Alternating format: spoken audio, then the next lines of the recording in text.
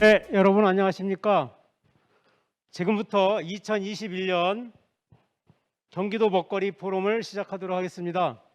바쁘신 가운데 경기도 먹거리 포럼에 관심을 갖고 참석해 주신 모든 분들에게 진심으로 감사의 말씀을 드리겠습니다. 2021년 경기도 먹거리 포럼 사회를 맡은 저는 경기도 먹거리위원회 공동위원장을 맡고 있는 김덕일입니다.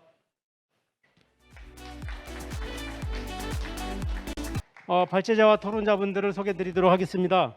먼저 경기도 먹거리위원회 시민협력분과 박미진 위원장님께서 발제자로 참석하고 계십니다. 네, 고맙습니다. 네, 토론자분들입니다. 먼저 첫 번째 토론자분은 서울시 먹거리위원회 위원이신 김영희 박사님이십니다. 인사드리겠습니다. 네, 고맙습니다. 예, 다음으로 두 번째 분은 수원 건강 먹거리 시민 네트워크 좌수일 운영위원장이십니다. 네, 반갑습니다. 네, 세 번째로는 경기도 농수산진흥원 정은정 이사님이십니다. 네, 반갑습니다. 네, 마지막으로는 농업인이시네요.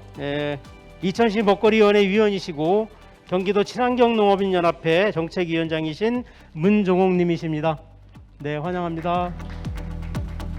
네, 우리 이렇게 현장에 계신 분 소개를 드렸는데요.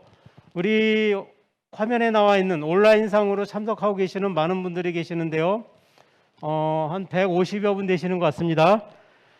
네, 그럼 이어서 두 분 정도 모셔서 인사 말씀을 듣고 토론회를 시작하도록 하겠습니다.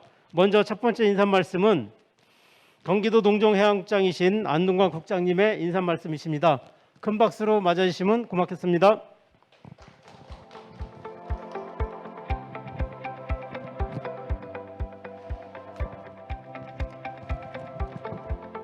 네, 안녕하세요. 경기도 농종해양국장 안동광입니다. 이런 회의를 이렇게 해서 인사말은 처음 해보는 것 같습니다. 자리에는 많이 앉아 있었던 것 같은데 굉장히 좀 뭔가 재밌으면서도 좀 어색하고 어색하면서도 또 기대가 되는 그런 것인 것 같습니다. 먹거리에 대해서 사실은 저 이제 생각을 좀 많이 해봤는데요. 이제 먹거리가 과연 무엇일까에 대한 고민을 좀 많이 하게 됩니다. 예전에는 아시겠지만 가장 인간에게 중요한 건 의식주라고 하는 것 같은데요. 의식주 중에서 저는 식이 가장 기본인 것 같아요. 기본인 것 같고 그동안의 그 식의 의미는 어떻게 보면 생존을 위한 양적인 배고픔 해결 이런 데에서 저희가 이제 뭐 소외계층도 지원하고 하는 쪽에서 시작을 하면서 이제는 이제 양적인 데에서 끝나는 것이 아니라 이제 건강이나 안전이나 영양적인 부분 이런 것까지 생각하는 질적인 측면도 가고 있는 것 같고요. 질적인 측면에서 조금 더 간다 그러면 뭐 인간에게 좋은 도움이 되는 영양적으로 균형이 되는 것도 있지만 사실 지구에도 도움이 되는 뭐 친환경 농법이라든지 이런 것까지 저희가 고민하는 단계에 이른 것 같습니다. 또 한편으로 요즘 먹거리가 이제 문화화되면서 먹거리를 통해서 우리가 서로 소통하고 또 감동도 받고 또 울기도 하고 웃기도 하고 또 추억의 서린 누구나 먹거리에 대한 추억의 서린 그런 부분이 있는데 결국 우리 먹거리 기본권을 한다 그러면 저희가 어디쯤에서 어떻게 지원을 해야 되는가 이런 고민이 좀 많이 당겨야 될 것 같습니다. 예전과 같이 단순하게 생존을 위한 양적인 배고픔을 해결하기 위한 단계에서 벗어나서 질적인 건강과 안전을 도모하고 또 인간에게 뿐만 아니라 지구에도 도움이 되는 먹거리를 우리가 어떻게 만들고 도민들과 같이 나누고 같이 소통하면서 문화적인 그런 가치를 높일 수 있는가 이런 부분에 있어서 저희가 좀 고민이 많이 되는 부분이고 정책적으로도 저희가 고민을 많이 해야 될 것 같고 오늘 또 여기에 나오신 전문가분들이 계시니까 이분들과 같이 고민하면서 우리가 어떤 토론을 하고 논의를 하면서 그런 정책을 하나씩 만들어가는 계기가 되면 좋겠습니다. 그렇지 않아서 오늘 굉장히 의미가 있는 것 같고요. 이런 자리를 계속 가짐으로써 그 먹거리에 대한 도민들의 생각과 전문가분들의 의견을 통해서 하나씩 정책화시키고 그런 속에서 보람을 찾는 경기도가 되도록 하겠습니다. 네, 고맙습니다.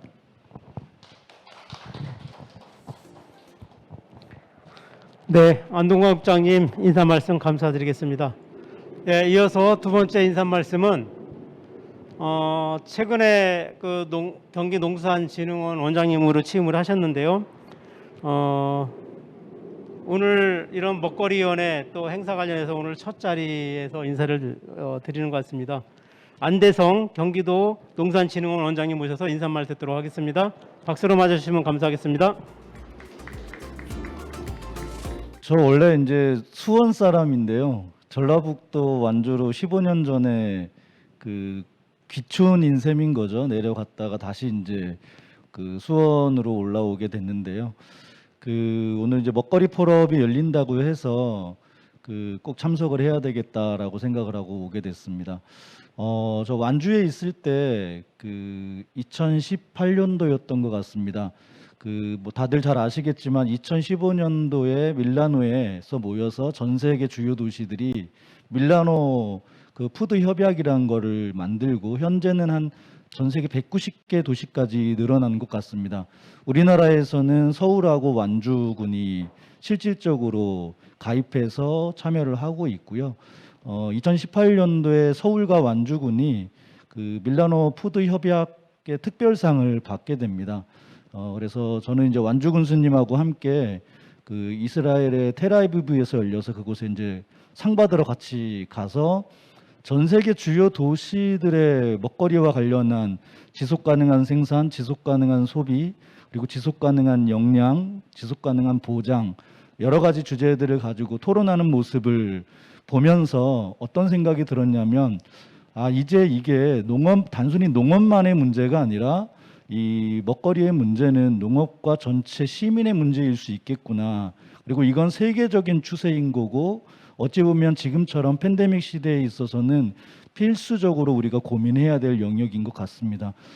경기도는 대한민국의 그 축소판이자 심장부이고요. 1380만 명의 시민들이 살고 있습니다. 그래서 경기도의 먹거리 전략이 어떻게 실행되어지는가가 대한민국 전체 먹거리의 판도를 바꿀 수 있고 그 보여줄 수 있는 대상이 되는 모델이 되는 곳이라고 생각합니다. 그래서 저는 경기도 농수산진흥원이 경기도 농정의 실행기관이자 경기도 먹거리 전략의 책임 수행 기관임으로써 그 시민사회 영역들과 도 농정국과 함께 그 열심히 책임질 수 있는 역할들을 해보도록 하겠습니다. 그래서 시군과 도를 연결하는 촉진자의 역할이 이 광역 단위에 존재하는 진흥원의 역할일 것 같고요.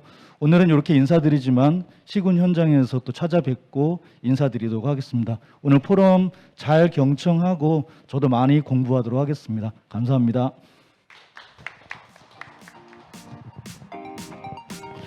네, 두 분 인사말 다시 한번 감사의 말씀을 드립니다. 이제 본격적으로 토론을 시작하기에 앞서 몇 가지 좀 말씀을 올리도록 하겠습니다. 우리 경기도는 지난 2019년 먹거리위원회를 만들게 되고 먹거리 기본 전략을 수립을 하고 기본 과제를 만들게 됐습니다. 그리고 이제 3년째 이런 프로그램들을 진행하고 있습니다.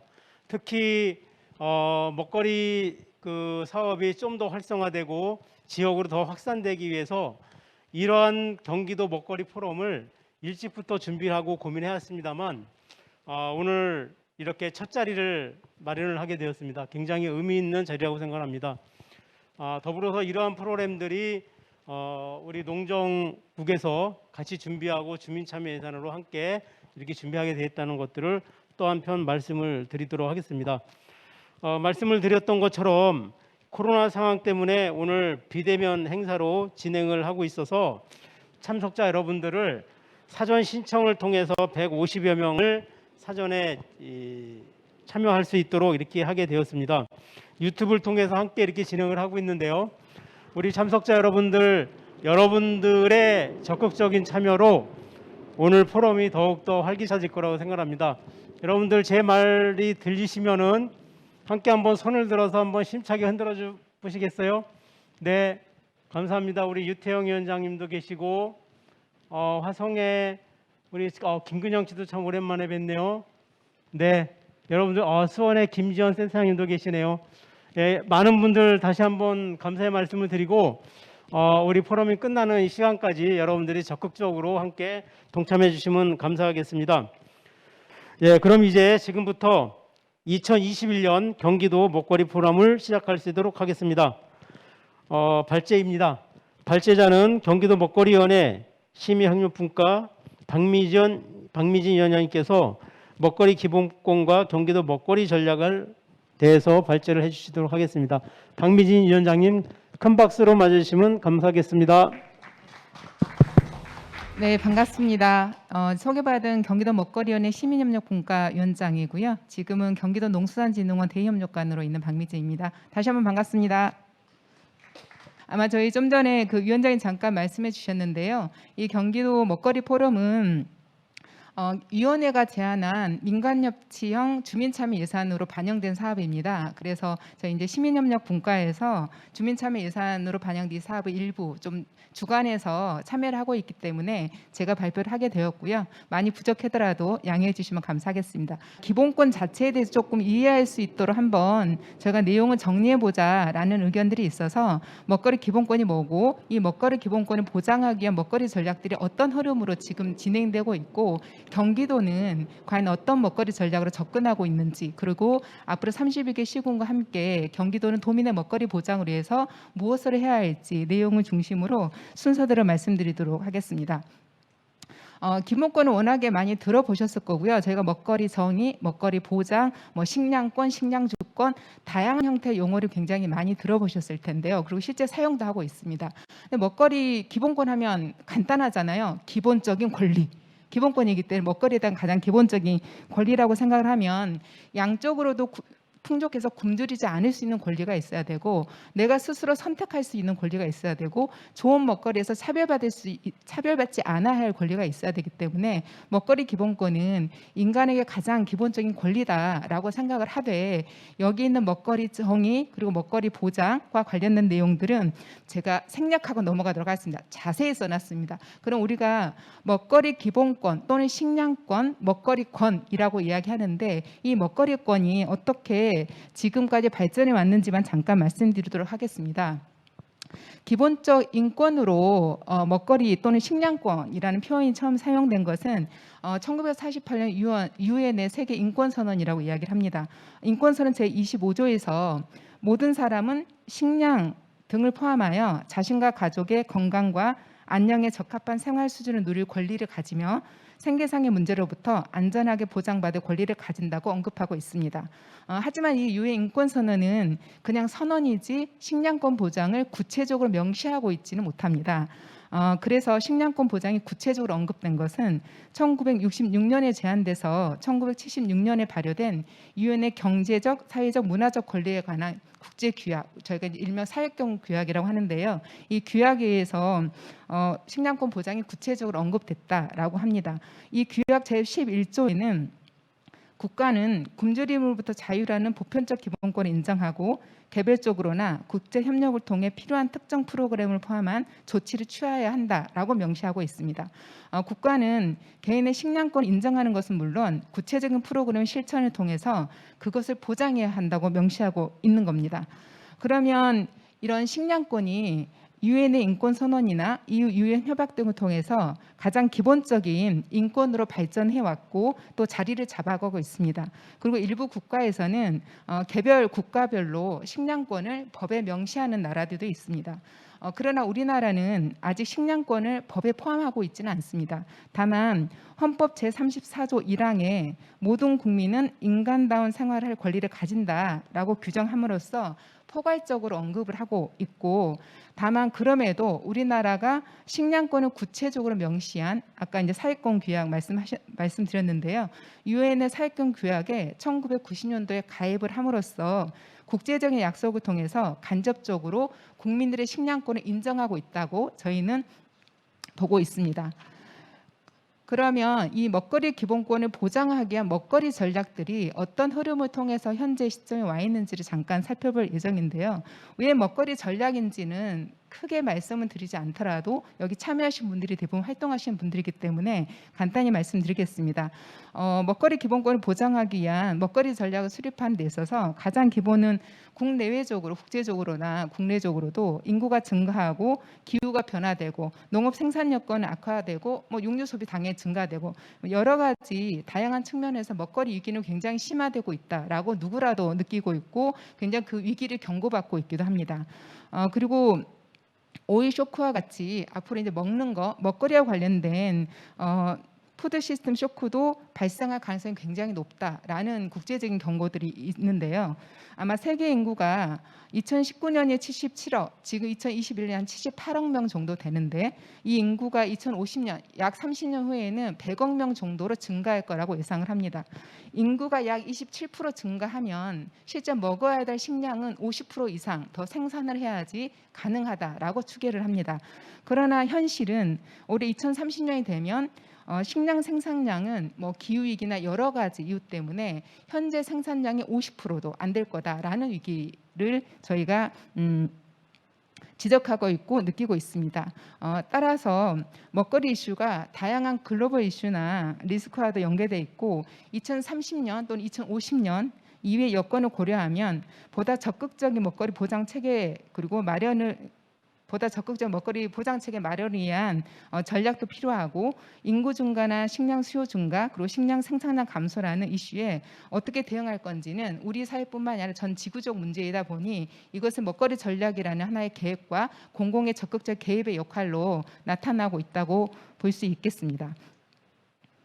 그런 먹거리 전략에서 기본권으로서 먹거리권이 강화되면서 공공의 역할들이 어떻게 늘어나고 있냐면 선진국에서는 이미 아시는 것처럼 건강에서 출발한 지역도 있고 식량의 안정적 고품이라 로컬푸드 또는 환경, 에너지와 같이 다양한 키워드를 가지고 다양한 형태의 먹거리 전략들이 수립되었습니다.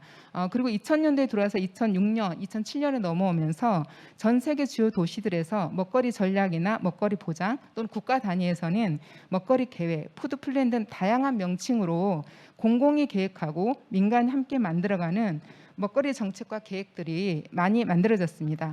아마 이런 계획들이 만들어진 근간에는 먹거리는 인간이라면 누구나 충족되어야 될 필수제고 이 필수제는 공공이 일정 정도 보장을 해야 하고 공공이 보장을 하기 위해서는 계획과 국가 재정이 투입되어야 한다라는 공공의 역할이 굉장히 많이 증대가 되고 기본권으로서 먹거리 강화에 대한 인식이 반영된 아마 결과이다고 보고 있습니다. 특히나 2015년 좀 전에 안대성 원장님 잠깐 밀라노 세계 푸드 협약 말씀하셨는데요. 2015년은 특별히 중요한 해라고 저희가 이야기를 하고 있습니다. 2015년은 당시에는 총 51개국 약 117개 도시가 참여해서 밀라노 세계 도시 먹거리 정책 협약 체결이 있었습니다. 서울시 완주군 나중에 상도 받고 한국에서 좀 더 많은 도시들이 참여할 거라고 예상을 하고 있는데요. 이 협약을 통해서 도시 먹거리 정책 방향 목표와 전략 과제가 제시되고 먹거리 기본권과 먹거리 공공성 강조 그리고 정책 개입의 당위성과 필요성이 제시됐으며 지속 가능한 먹거리 체계와 식생활의 주요 내용으로 한 먹거리 정책 개념도 제시됐습니다. 그리고 다양한 부문의 협력적 거버넌스 구축 등도 강조가 돼서요. 구체적으로는 6개 실행 분야 아마 37개 항목의 과제가 제시가 되었습니다. 그해 2015년에는 지속가능 발전 목표라는 것도 발표가 됐습니다. 아마 유엔 제70차 총회에서는 국제사회 최대 공동 목표로 지속가능 발전 목표를 채택하게 되었는데요. 이 당시 슬로건이 단 한 사람도 소외되지 않는 것이라는 슬로건으로 인류가 나아가야 할 방향성을 17개 목표 그리고 169개 세부 과제로 제시를 했습니다. 아마 인류의 지속 가능성, 농촌과 도시의 지속 가능성을 확보하는 측면에서 먹거리 중요성에 대한 인식이 필요하다는 점이 강조되면서 국제사회에서도 먹거리 중요성들이 다시 한번 강조되고 그거를 국가와 지역에서 전략으로 채택하기 위한 노력들이 굉장히 빠르게 진행이 됐다라고 볼 수 있습니다. 그럼 우리나라도 물론 먹거리 전략이 2017년 문재인 정부가 들어서면서 국정과제에 포함돼서 폭발적으로 지자체 푸드 플랜이 확대되고 있긴 하지만 이미 그 전에도 무상급식 중심으로 한 여러 가지 먹거리 의제가 있긴 했습니다. 그럼에도 불구하고 이런 국제적 흐름과 함께 2017 문재인 정부가 출범하면서 먹거리 관련 이슈들이 국정과제에 구체적으로 포함이 되고 본격적인 정책화가 시작되었는데요. 아마 문재인 정부 100대 국정과제 중에 83번 과제에 있습니다. 국가 및 지역 단위 푸드플랜 수립 내용이 포함되었고 농식품부는 2018년부터 지역 단위 푸드플랜 구축, 지자체 확대 시범 사업을 추진하면서 예산도 일부 지원하고 현재는 푸드플랜 패키지 사업도 지원하면서 공공의 역할도 강화도 하고 더불어 지자체가 굉장히 빠르게 먹거리 전략을 수립하기 위한 노력들이 진행되고 있습니다. 그러면 이런 노력들을 통해서 현재 전국에선 어느 정도 진행이 되고 있는지 잠깐 살펴볼 건데요. 아마 먹거리를 기본권을 보장할 여러 가지 법제도적 기반 마련이 우선 중요하기 때문에 지자체별로 먹거리 기본권을 보장하기 위한 제도의 현황을 잠깐 보면 일단 올해 3월 기준으로 전국 통계를 봤을 때는 전국의 약 112개 지자체에서 먹거리 전략 또는 푸드 플랜을 수립하기 위한 연구 용역을 진행을 했거나 진행하고 있는 걸로 조사가 됐습니다. 경기도에서는 기초지자체에서는 2009년 화성시를 처음 시작으로 해서 올해 이제 남양주시까지 포함해서 약 19개 시군에서 연구 용역을 완료했거나 추진 중에 있는 걸로 확인이 됐습니다. 참고로 경기도 제가 자료에는 17개 시군으로 되어 있는데요. 제가 3월 기준과 현재 9월 기준으로 조사를 했을 때 안성이랑 가평이 추가되면서 19개 시군으로 수정되었으니까 참고를 하시면 되겠습니다. 조례와 관련돼서도 행정은 업무를 할 때 우리 조례 있어? 이런 이야기를 많이 하지 않습니까? 그래서 먹거리 기본권 또는 먹거리 보장 관련된 조례 제정들을 많이 했었는데요.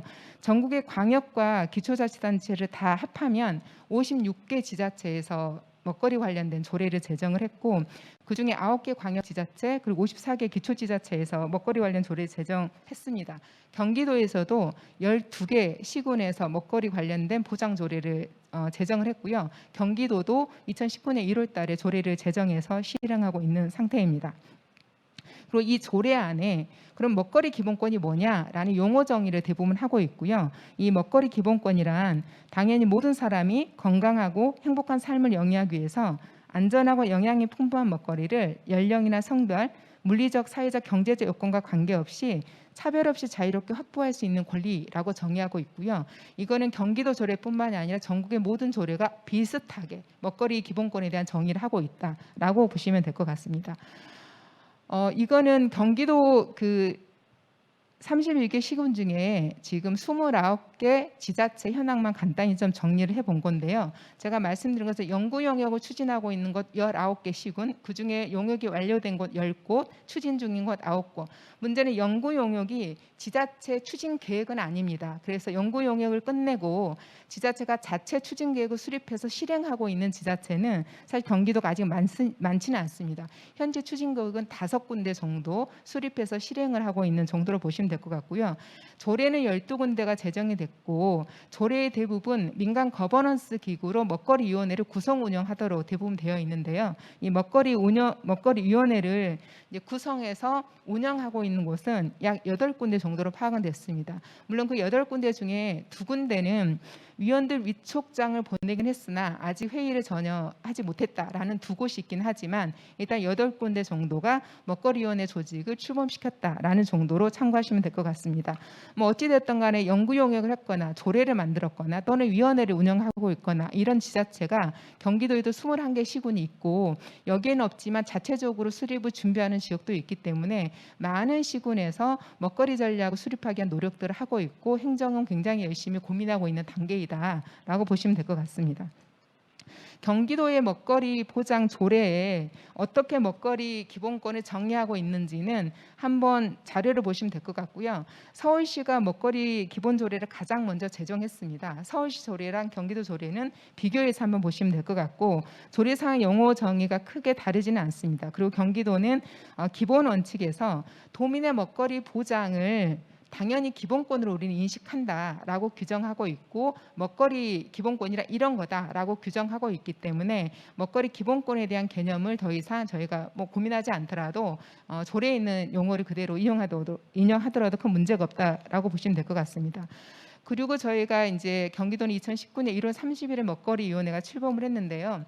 이 먹거리위원회는 다른 지역과 좀 다른 거는 저는 3자 공동위원장 체계로 되어 있습니다. 보통은 지자체 단체장과 민간 공동위원장이라면 경기도는 경기도 교육청의 교육감이 공동위원장으로 하는 구조로 되어 있어서 3자 공동위원장 체계로 되어 있는데요. 이때 경기도는 먹거리 기본권 보장을 위한 선언문을 발표하게 됩니다. 이 먹거리 기본권 보장 선언문에 먹거리 기본권에 대한 정의와 이 먹거리 기본권을 보장하기 위해 최대한 이런 10가지 정도의 사업을 구체적으로 우리는 할 거고 이걸 도민에게 공포한다 이런 의미로 먹거리 기본권 보장 선언문을 발표하게 됐는데요. 문제는 저도 수행기관 안에 있는 구성원이기도 하고 먹거리위원회에 계속 참여하고 있는 사람이기도 하지만 경기도가 2019년 지금 먹거리 전략을 수립하고 현재 올해 3년째 시행하고 있는 단계인데 3년의 현재 시점에서 먹거리 전략이 어떻게 실행되고 있는지 구체적인 평가와 진단이 필요한데 아직 그건 많이 부족하다라는 거고 특히나 2019년 하반기 이후에 코로나를 겪으면서 코로나가 한국 사회 또는 국제사회 굉장히 취약계층의 먹거리의 어려움을 더 노출시키는 여러 가지 문제가 있었다는 것도 너무 잘 알고 있기 때문에 현재 시점에서 경기도 먹거리 전략을 재진단하고 수정 보완하는 과정들이 꼭 필요하고 그 과정에 도민과 함께 지혜를 모으는 과정이 필요하다는 것을 그냥 제안 드리면서 경기도 먹거리 기본권과 전략이 어떻게 연계되어 있고 선언이 어떻게 연계되어 있는지는 자료를 잠깐 참고해 보시면 될 것 같습니다.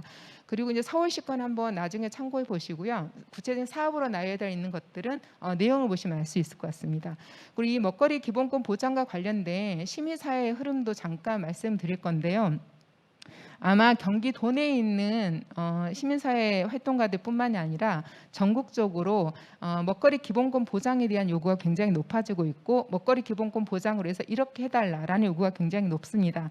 그래서 최근에 먹거리 기본권 보장으로 해서 전국 단위 먹거리 연대 조직도 출범을 했고 범농업계 유권자 운동 조직도 출범을 해서 아마 내년에 대선도 있고 지방선거도 있기 때문에 이런 정치 일정을 앞두고 먹거리 기본권 보장과 먹거리 기본법을 제정하자라는 요구가 굉장히 높아지고 있습니다.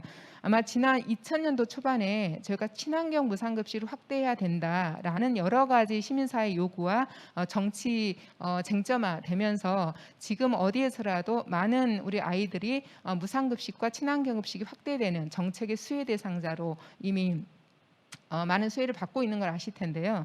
지금 현재 먹거리 기본권을 보장하기 위한 주요 요구로 아마 공공밥상은 늘려서 국민들 누구나 건강한 하루 한 끼는 보장하자라고 제안하고 있는 내용들이 있습니다. 아마 세부적으로는 공공 먹거리를 좀 강화하고 촘촘한 먹거리 돌봄 체계를 좀 마련하고 지역 먹거리를 연결해서 노동자나 청년의 건강한 먹거리를 확대하자 이런 내용들일 텐데요.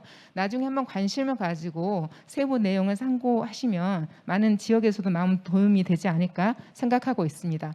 그럼 경기도는 먹거리 전략을 수립하면서 어떤 고민이 있었을까요? 잠깐 지표만 제가 보려고 하는데요.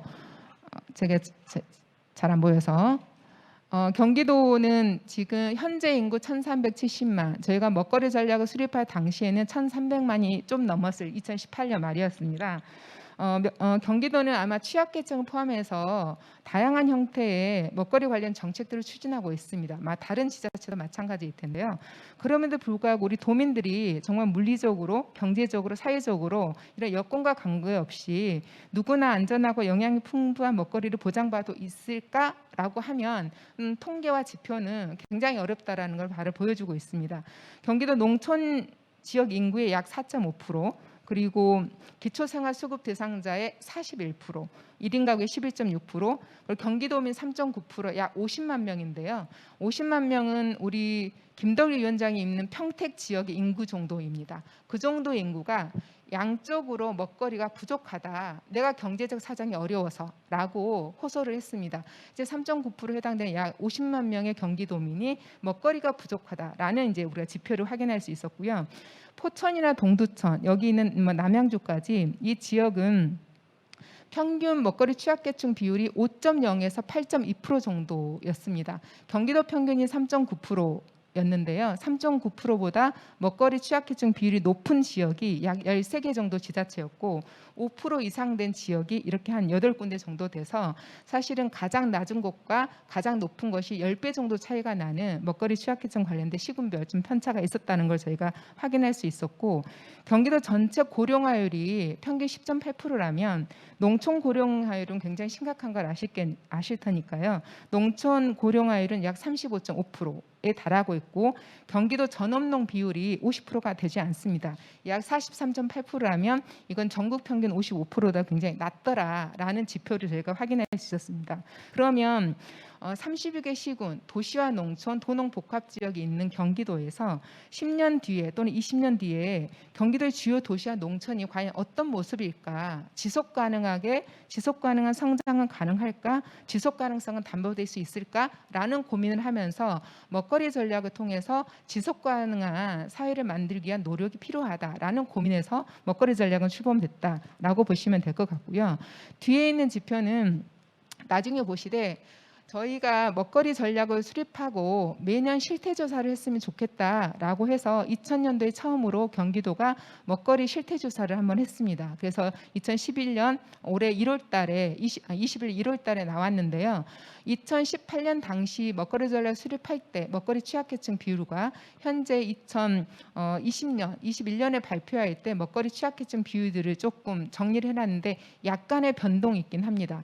오히려 코로나를 겪거나 몇 년, 3, 4년 사이에 취약계층이 높아진 지역도 있고 여주 같은 것은 굉장히 높습니다. 취약계층이 10% 이상 나왔던 곳이기 때문에 굉장히 높고 낮은 용인은 1%대이기 때문에 용인과 여주는 약 10배의 취약계층 비율이 있는 건데요. 요건 한번 참고로 보시고 그 뒤에 있는 경기도 기본적인 먹거리 보장 관련된 지표나 건강질환 관련 지표, 농업 여건과 관련 지표, 그리고 뭐 지방 소멸 위험 지수 등은 자료를 참고하시면 되겠습니다.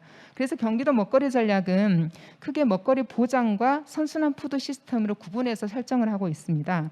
먹거리 보장은 먹거리 양과 질적인 문제를 개선하고 접근성도 개선하고 안전관리를 강화하고 건강한 식습관 형성 등의 개념을 포괄하고 있고요.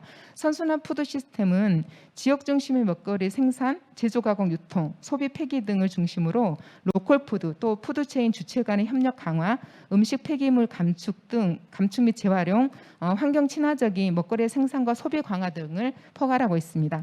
그리고 이 먹거리 보장과 먹거리 선순환 시스템을 상호 연계하고 민간 거버넌스에 기초한 건강한 지속 가능한 먹거리 전략을 수립하는 것을 기본 구조로 하고 있습니다. 아무래도 대부분 지자체가 이런 고민을 하고 있을 것 같고요.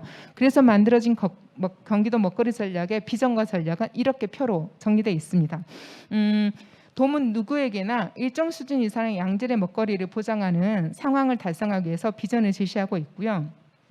정의와 공정, 안전과 건강, 지역과 환경, 연대 협력이라는 핵심 가치와 함께 4대 추진 전략과 핵심 목표, 그리고 12개 핵심 과제, 34개 주요 과제, 그리고 143개의 실천 과제를 가지고 있습니다. 아마 근데 비판하는 것도 많습니다. 경기도가 정리하는 143개 실천 과제를 보니 특색이 있는 사업이라기보다는 기존에 각 부서가 하고 있는 사업을 다 나열해 놨더라. 근데 그걸 어떻게 진행되고 있는지 평가가 안 되고 있더라. 이런 평가와 비판도 있습니다. 그럼에도 불구하고 먹거리 전략이 농업부서의 역할이 아니라 농업부서, 복지 관련된 부서, 모든 교육 관련된 부서, 모든 부서가 연관돼 있기 때문에 현재 농정해양국을 중심으로 먹거리 전략을 책임지는 주무부서라면 주무국에서 경기도정 전반에서 먹거리 전략이 실현되고 실행될 수 있도록 잘 취합하고 잘 분산시킬 수 있는 역할을 하면 되지 않을까라고 생각을 하고 있고요. 특히 제1 추진 전략이 먹거리 보장과 관련된 내용입니다. 도민 누구에게나 우수하고 안전한 먹거리를 보장한다는 먹거리 보장을 강조하고 있고요. 여기 핵심 목표는 기초생활수급 대상자 41%가 양적으로 먹거리가 부족하다고 느꼈다면 이 비율을 27.5%까지 인하시키겠다. 5년 동안 이렇게 계획을 잡은 겁니다. 현재 시점에서 어느 정도 인하됐는지는 조사한 게 없어서 제가 말씀드릴 수는 없으나 조사를 해야 된다고 생각하고 있고요. 나머지 전략 2, 3, 4번 그리고 전략별 핵심 과제들은 첨부된 자료를 한번 참고해서 보시면 될 것 같습니다. 그리고 2019년에 위원회가 출범을 하고 경기도에서 이거는 보도자료 나갈 때 나갔던 카드 웹진이었거든요. 경기도가 6월 달에 경기도 먹거리 전략은 이렇다. 먹거리 기본권과 관련된 우리는 추진 실적 이렇다라고 이제 홍보를 했던 내용이긴 한데 뭐 결식하던 급식 단가 인상이나 어린이 건강과학 공급 확대나 이런 민선 7기 먹거리 전략 주요 추진 실적을 쭉 정리를 해놨는데요. 많지는 않습니다만 이거를 현재 2021년 현재 시점에서 제가 조금만 몇 가지만 정리했습니다. 뭐 급식 단가는 아동 급식 단가는 7,000으로 전국 최고로 올려놨다라는 건 뭐 통계 보시면 될 것 같고요. 새롭게 들어온 먹거리 뭐 그냥 드린 코너나 이런 사업이 있었으니 참고를 해보시되 이 또한 저희가 충분히 평가하고 진단을 통해서 이후 저희의 좀 발전적 과제를 제출할 수 있는 이런 시간이 필요하지 않을까라고 이제 말씀드리면서 그럼 우리가 무엇을 해야 할 건지 아마 지금 결합하고 있는 여기에 참여하고 있는 분들이 시군 지자체에서 이 업무를 담당하고 있거나 먹거리위원회에 참여하고 있거나 또 먹거리 관련된 뭔가 고민하고 있는 분들이실 거기 때문에 이미 고민을 하고 있지만 다시 한번 저희가 좀 정리를 해보자라는 측면에서 이야기를 해보겠습니다. 아마 지역마다 먹거리 관련된 뭐 조례도 제정하고 지역 실정에 맞는 전략 실행 계획도 수립하고 민간 거버넌스 기구도 설치하고 추진 주체로 전담 부서도 설치해야 되고 중간 지원 조직도 있어야 된다. 이런 여러 가지 고민들을 하고 있을 텐데 만나면 모두 하는 분의 행정은 민간 거버넌스를 구성하는데 거버넌스 주체가 없다. 만나더라도 무슨 이야기를 해야 될지 모르겠다. 먹거리위원회를 어떻게 운영해야 될지 모르겠다. 이런 말씀도 많이 하시고 만나는 민간인들은 다 민원인 같다. 이런 말씀도 하십니다. 심정이 그렇다는 거죠. 그럼 민간 활동가들은 행정을 이렇게 불통이니까 우리 말을 하나도 들어주지 않는다. 너무 일방적이다. 행정 주도적이다. 그리고 뭐 단지 물건 팔려고 먹거리 전략 수립하냐? 이런 말씀하십니다. 굉장히 많은 이야기를 하고 있는데 문제는 당사자 간에 만나서 이야기를 하고 있지 못하다라는 겁니다. 굉장히 많이 부족하더라.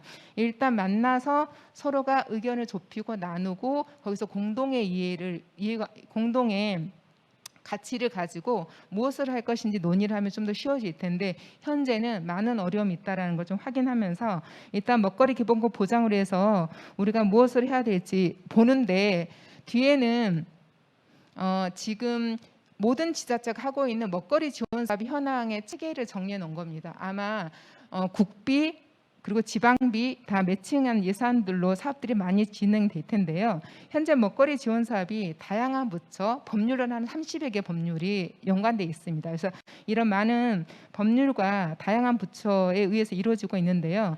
그러다 보니까 지자체에서도 생애 주기별로 또는 성별로 계층별로 먹거리 복지 전달 체계가 굉장히 복잡하게 형성돼 있습니다. 지역에서도 어린이급식 관리지원센터도 있고 학교급식 지원센터도 있고 공공급식 관리지원센터도 있고 이제 푸드통합지원센터도 만들어지고 여러 가지 뭐 센터도 많아지고요. 농업교육복지 아주 다양한 부서까지 부서도 많습니다. 따라서 통합적 지원 체계가 필요하다라는 요구는 굉장히 높습니다. 그리고 그걸 어떻게 할 거냐라는 게 지역사회의 가장 큰 고민거리이기도 할 겁니다. 그리고 저희가 좀 봐야 될 거는 앞에 제가 취약계층의 먹거리 식생활 특성이 어떤지 그리고 이 이제 대상별로 어떤 특성들을 가지고 있다라는 걸 잠깐 인용을 해놨는데요.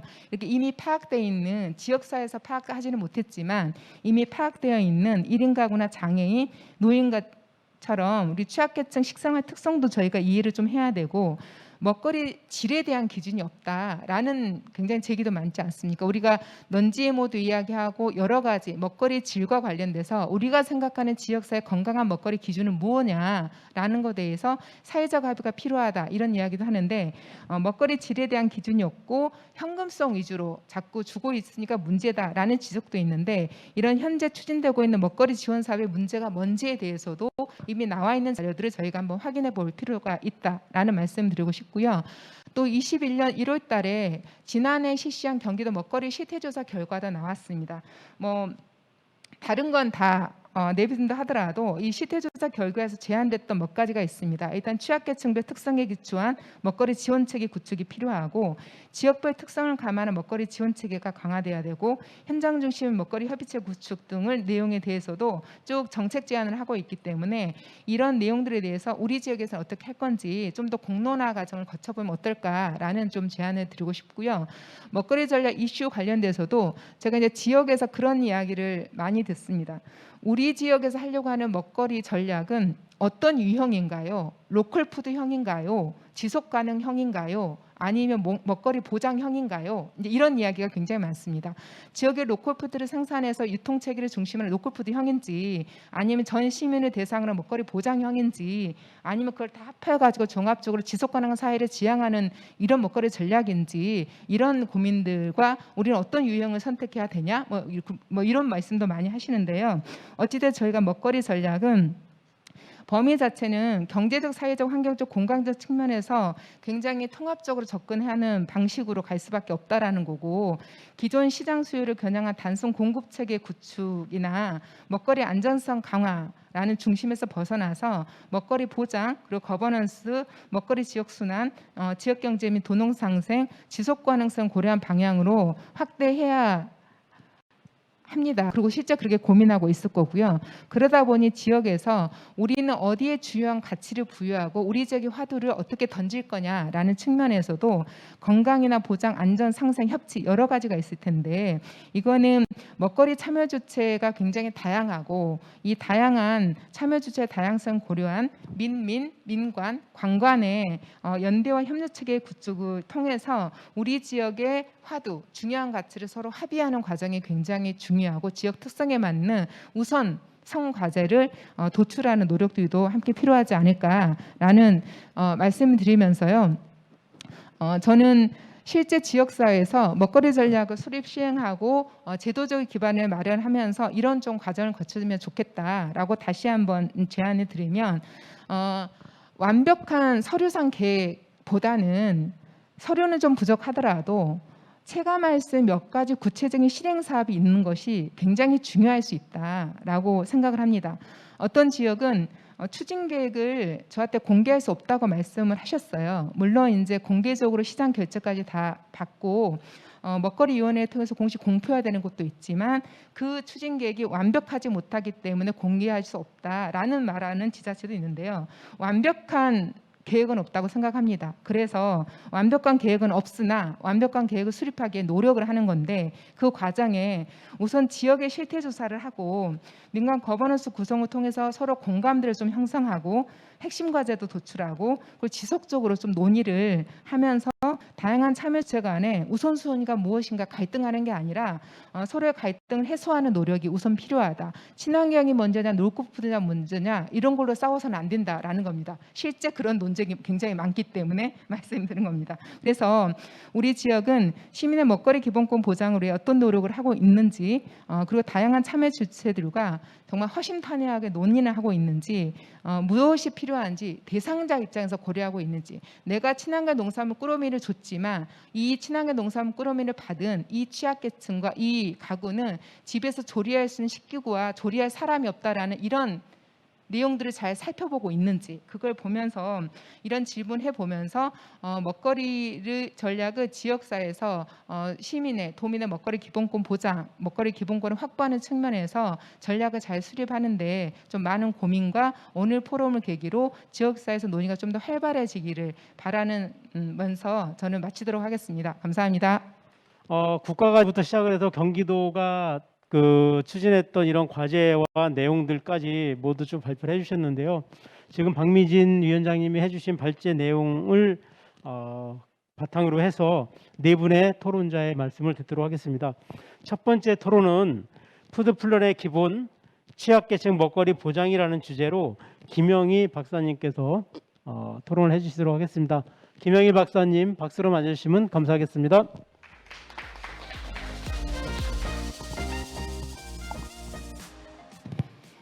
네, 안녕하세요. 들리세요? 네, 김여입니다.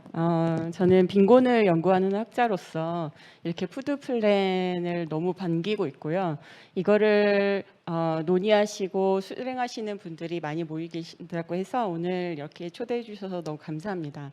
오늘은 저는 이 푸드 플랜을 약간 경제적인 부분, 그리고 빈곤자 입장에서 한번 얘기를 해보고 싶어요.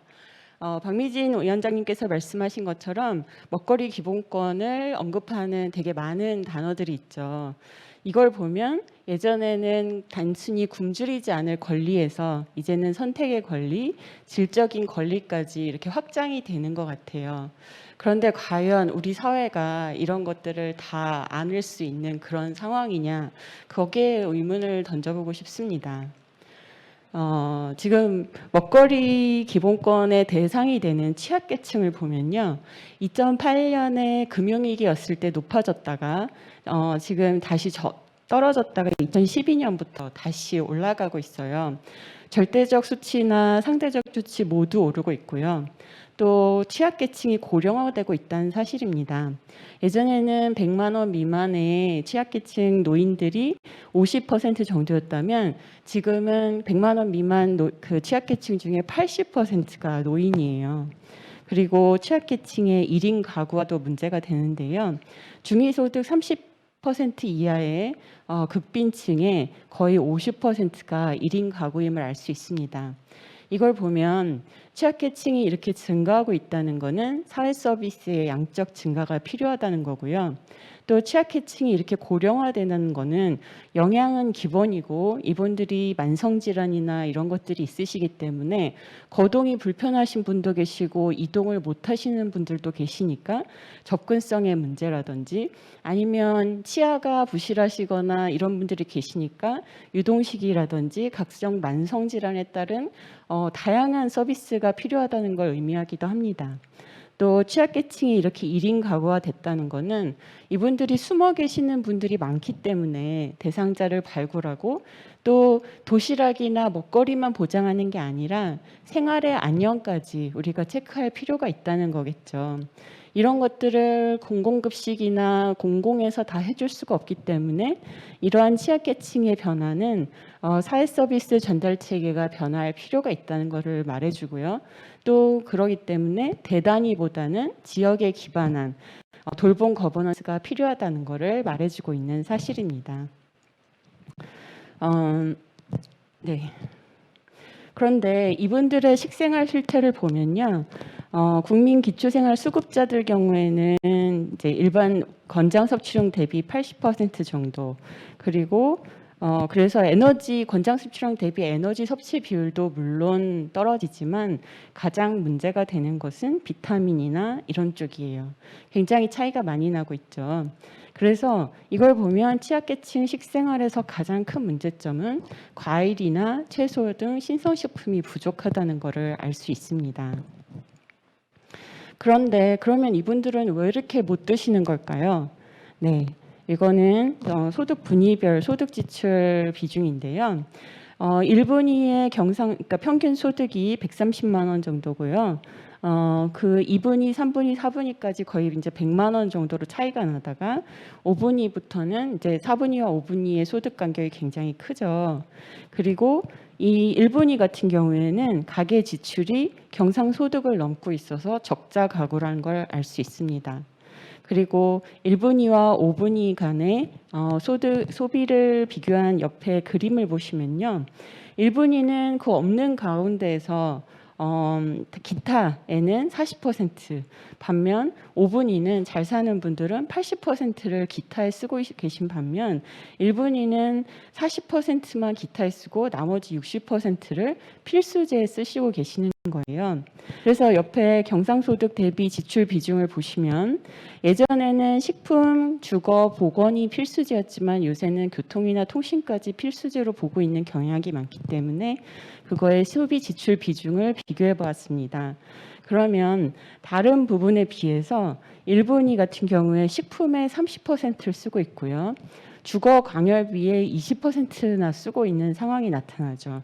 그러면 이분들은 식품과 그다음에 난방, 광열에 자기 소득의 50% 이상을 쓰고 계시는 거예요. 여기서 식품 비중이 높은 거 그리고 가난할수록 엔겔 지수가 높다는 거는 잘 알고 계시겠지만 여기서 주거 광열비가 이렇게 높다는 거에 대해서 놀라시는 분이 계실 거예요. 5분위 같은 경우에는 전체의 10%안 되는 걸로 식품과 주거 강열비를 쓰고 있지만 가난한 분일수록 식품과 주거 강열비 우리가 가장 필수적이라고 하는 이 분야에 50%의 소득을 쓰고 계시는 거잖아요. 그거는 주거 월세나 이런 것도 문제가 있지만 에너지 가격의 그 경직성 때문에 그러거든요. 가난하신 분들은 이제 네트워크 에너지가 우리가 제일 싼 가격 에너지 가격이 이제 전기인데요. 가난한 분일수록 네트워크 에너지가 잘 안 되는 외곽에 사시는 부분이 많고 또 이분들이 가난하기 때문에 단열이 잘 안 되는 곳에 사시다 보니까 가난할수록 더 비싼 에너지를 더 많이 써야 되는 문제점이 되기 때문에 1분위의 주거 강열비가 거의 20% 육박하고 있는데 5분위에 잘 사는 부분은 4%밖에 안 되는 이런 문제가 생기는 거죠. 근데 여기서 더 문제가 되는 거는요. 이분들이 적자 가구라 그랬잖아요. 그래서 이분들 같은 경우에는 식품, 그러니까 항상 힘들게 소비를 하고 계시기 때문에 필수재간에 뭘 지출하기 위해서는 다른 거를 줄여서 사용하는 그런 경합성의 문제가 있다는 거예요. 계절에 따른 소득 분일별 식품과 연료비 지출 비중을 보시면 1분위, 3분위, 5분위로 나뉘었거든요. 난방비는 여름과 겨울이 다르기 때문에 물론 이렇게 플럭추에이션이 있을 수 있죠. 하지만 우리가 밥을 먹을 때 식품비가 그렇게 차이가 나진 않거든요. 그래서 물론 여름에는 여행을 간다든지 겨울에는 영양 섭취가 좀 줄어든다든지 이런 것 때문에 계절적인 변화가 있지만 1분위 같은 경우에는 난방비가 늘어나면 식품비가 이렇게 급격히 하락하는 모습을 보여줍니다. 그런데 이런 저소득층 1분위 가구들은요. 대부분 노무자들이 많고 일용직이 많으세요. 그렇기 때문에 겨울에는 소득이 더 줄어드시는 분이거든요. 그런데 여기에 난방비가 더 추가가 되면서 식품에는 돈을 쓸 수가 없는 상황인 거죠. 그래서 이렇게 저소득층한테는요. 식품 소비 어려움이 단순히 영양의 문제가 아니에요. 이분들이 겨울철에 밥을 먹기 위해서는 내가 난방을 포기하든지 아파도 병원에 가지 않던지 이렇게 해서 여러 가지 중첩적인 문제가 생긴다는 게 더 문제인 거죠. 근데 우리의 기본적인 행복을 위해서는 식품, 광열, 보건 이렇게 해서 모든 것이 필요한 상황이잖아요. 그래서 우리가 이러한 분들의 소비 패턴을 좀 잘 알고 정책을 만들 필요가 있다는 생각이 듭니다. 그런데 지금 정부에서 하고 있는 많은 정책들은요. 지금 국민기초생활보장제도에서가 가장 크고요. 예산 비중이. 근데 이거는 식품을 보장한다는 것보다는 소득을 그냥 보장하는 것뿐이고 이걸로 식품을 사기에는 너무 턱없이 부족한 금액이기 때문에 식품 지원 산업이라고 보기가 참 어려운데 여기에 이제 들어가 있는 거죠. 어쨌든 국민건강보장제도랑 그다음에 긴급지원, 노인급식 위주로 많이 되고 있어서 공공급식 위주로 되고 있고요. 또 여기에서 보면 예산 비중에서 보면 현금 보조가 80% 이상입니다. 그렇다 보면 여기에서 기초생계비로 다 나가고 사실 먹거리 지원이 그렇게 많지가 않다는 거를 볼 수 있습니다. 그래서 그런데 이 아까 말씀드린 것처럼 저소득층한테는 현물 제공 그리고 신선한 과일과 채소를 먹는 게 진짜 중요하다고 말씀드렸잖아요. 그런데 이분들이 없는 돈에서 그렇게 소비를 하시기 때문에 설문조사를 해보면 이분들은 항상 돈으로 달라고 말씀을 하세요. 그런데 우리가 진짜 이분들을 생각한다면 그분들 건강을 생각한다면 돈으로 드리면 안 되겠죠. 그래서 이러한 이제 현물이든 바우처 형태로 이제 드리는 게 가장 좋은 방법이라고 생각하고요. 그래서 이 표는 서울시의 사례인데요. 식품 수혜 지원을 받은 아동과 아닌 아동의 채소, 육류, 우유에서 식품 지원을 받은 아이들의 섭취율이 훨씬 많은 걸 알 수 있습니다. 그리고 아동을 아파트와 연립에 사는 친구들과 다가구 주택에 사는 친구들하고 이렇게 비교를 해봤는데요. 육류하고 단백질은 좀 더 잘 산다고 할 수 있는 아파트나 연립에 사는 아이들의 섭취량이 높은데 과일만큼은 다가구 주택 아이들의 섭취량이 높아요. 이거는 다가구 주택 위주의 지역 아동센터가 있고 그래서 과일 제공을 일주일에 2번씩 하기 때문에 여기서 비타민이 훨씬 높게 나타난 이런 성과를 볼 수 있는 거죠. 그러니까 저희가 정말 취약계층의 건강을 생각한다면 현물 위주로 제공해야 된다는 것을 알 수 있습니다. 네. 우리나라는 이제 쌀을 주식으로 해왔잖아요. 근데 여러분들은 살기 위해서 드세요? 아니면 먹기 위해서 살까요? 참 먹고 사는 문제는 구분하기 어려운 것 같아요. 근데 우리나라가 쌀을 주식으로 해왔고 그러기 때문에 그 부산물이 많이 나오다 보니까 예전에 우리나라에는 초가지붕이 많았던 거고 또 소들한테 밥을 먹일 때도 여물을 씌워서 주었던 거고 이렇게 우리의 생활에는 먹고 사는 게 다 적용이 된 거예요. 그런데 좀 늦었긴 하지만 먹거리가 돌봄의 문제로 들어오면서 이렇게 먹거리 돌봄 체계라는 게 설립이 된다는 게 저는 너무 반갑다고 생각을 합니다. 그런데 앞으로 이게 더 잘 되기 위해서는 말씀드렸듯이 취약계층이 계속 늘고 1인 가구화가 되고 또 노인화가 되면서 이렇게 사각지대를 발굴하는 그리고 그런 서비스를 제공하는 지역 주체를 육성하는 게 굉장히 필요할 거고요. 또 고령화가 이제 단순히 뭐 80세도 아니잖아요. 100세까지 사시는데 우리가 60에서 80까지는요. 어큐트 케어가 훨씬 더 중요하죠. 암도 많이 생기시고 그래서 병원의 역할, 보건의 역할이 중요하지만 80이 넘으시면 이때부터는 먹고 사는 게 더 중요하거든요. 그런데 이 먹거리 돌봄이라는 게 이렇게 중요한데 단순히 도시락 배달 사업을 하기에는 우리 예산이 너무 적어요. 그래서 도시락 예산만 해도 바쁜데 그거를 이동하고 배송하는데 돈이 너무 많이 드니까 우리가 이제 먹거리라는 걸 기본으로 해서 돌봄 체계까지 확장을 한다면 지역에서 이미 방문 복원을 하든지 아니면 장애인 주치 제도를 하든지 또 지역사회 통합 돌봄이라는 걸 하고 있는 여러 보건 주체들은 이미 방문을 하고 있거든요. 그러니까 이런 주체들과의 연합도 우리가 농식품부라는 거에 너무 한정되지 않고 다양한 지역 주체를 발굴하고 연합을 하는 게 중요할 것 같아요. 그리고 또 여기 행정을 하시는 분들이 많으니까 정말 부탁드리고 싶은 것은 편의를 위해서 현금 지불을 하시는 것보다는 대상자 필요에 맞는 현물 제공을 정말 해주시길 바라고요. 또 아까 의정부라든지 시흥이라든지 먹거리 취약계층이 훨씬 높은 지역들이 있어요. 그리고 이런 것들은 각 지역에 맞게 그 지역의 특성을 반영한 그런 정책이 돼야 되는데 지금 푸드 플랜이나 로컬 푸드나 많은 정책들이 만들어지고 있지만 너무 찍어내기신 것 같아서 좀 걱정되는 부분이 있습니다. 그래서 여러 정책자분들이 창의력을 발현하셔서 우리 지역에 가장 맞는 그런 정책을 만들어 주시기를 부탁드립니다. 감사합니다. 네,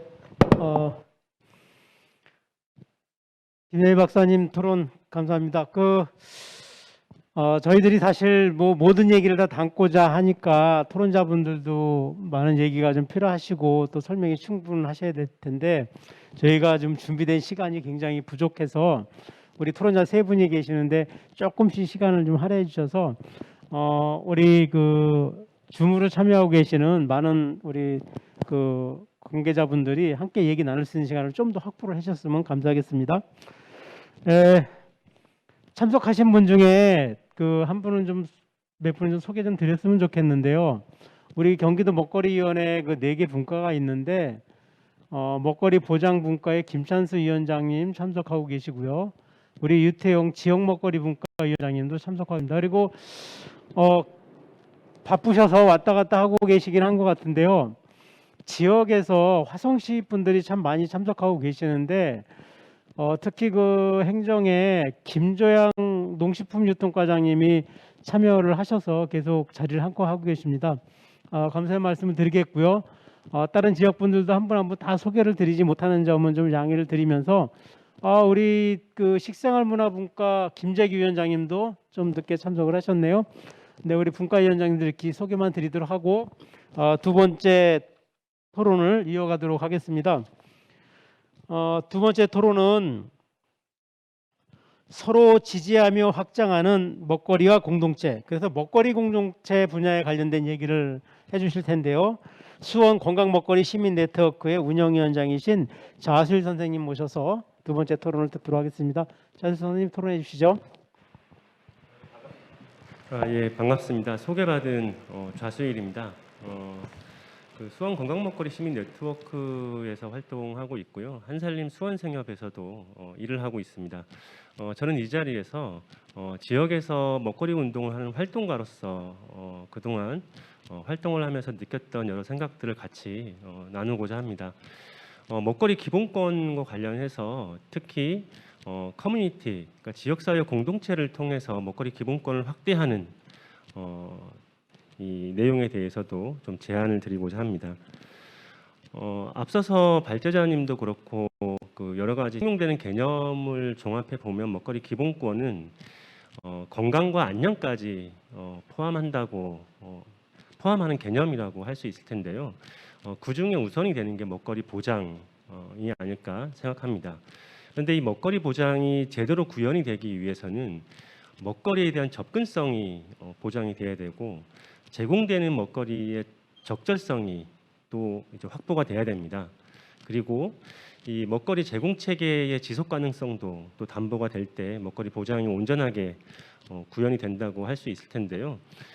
경기도 먹거리 전략은 그래서 첫 번째의 전략으로 이 먹거리 보장에 초점을 맞추고 있기도 합니다. 그만큼 먹거리 보장이 먹거리 기본권을 우리가 확대해 가는 데 있어서 가장 중요한 내용이지 않을까 그런 반영이라고 생각이 들고요.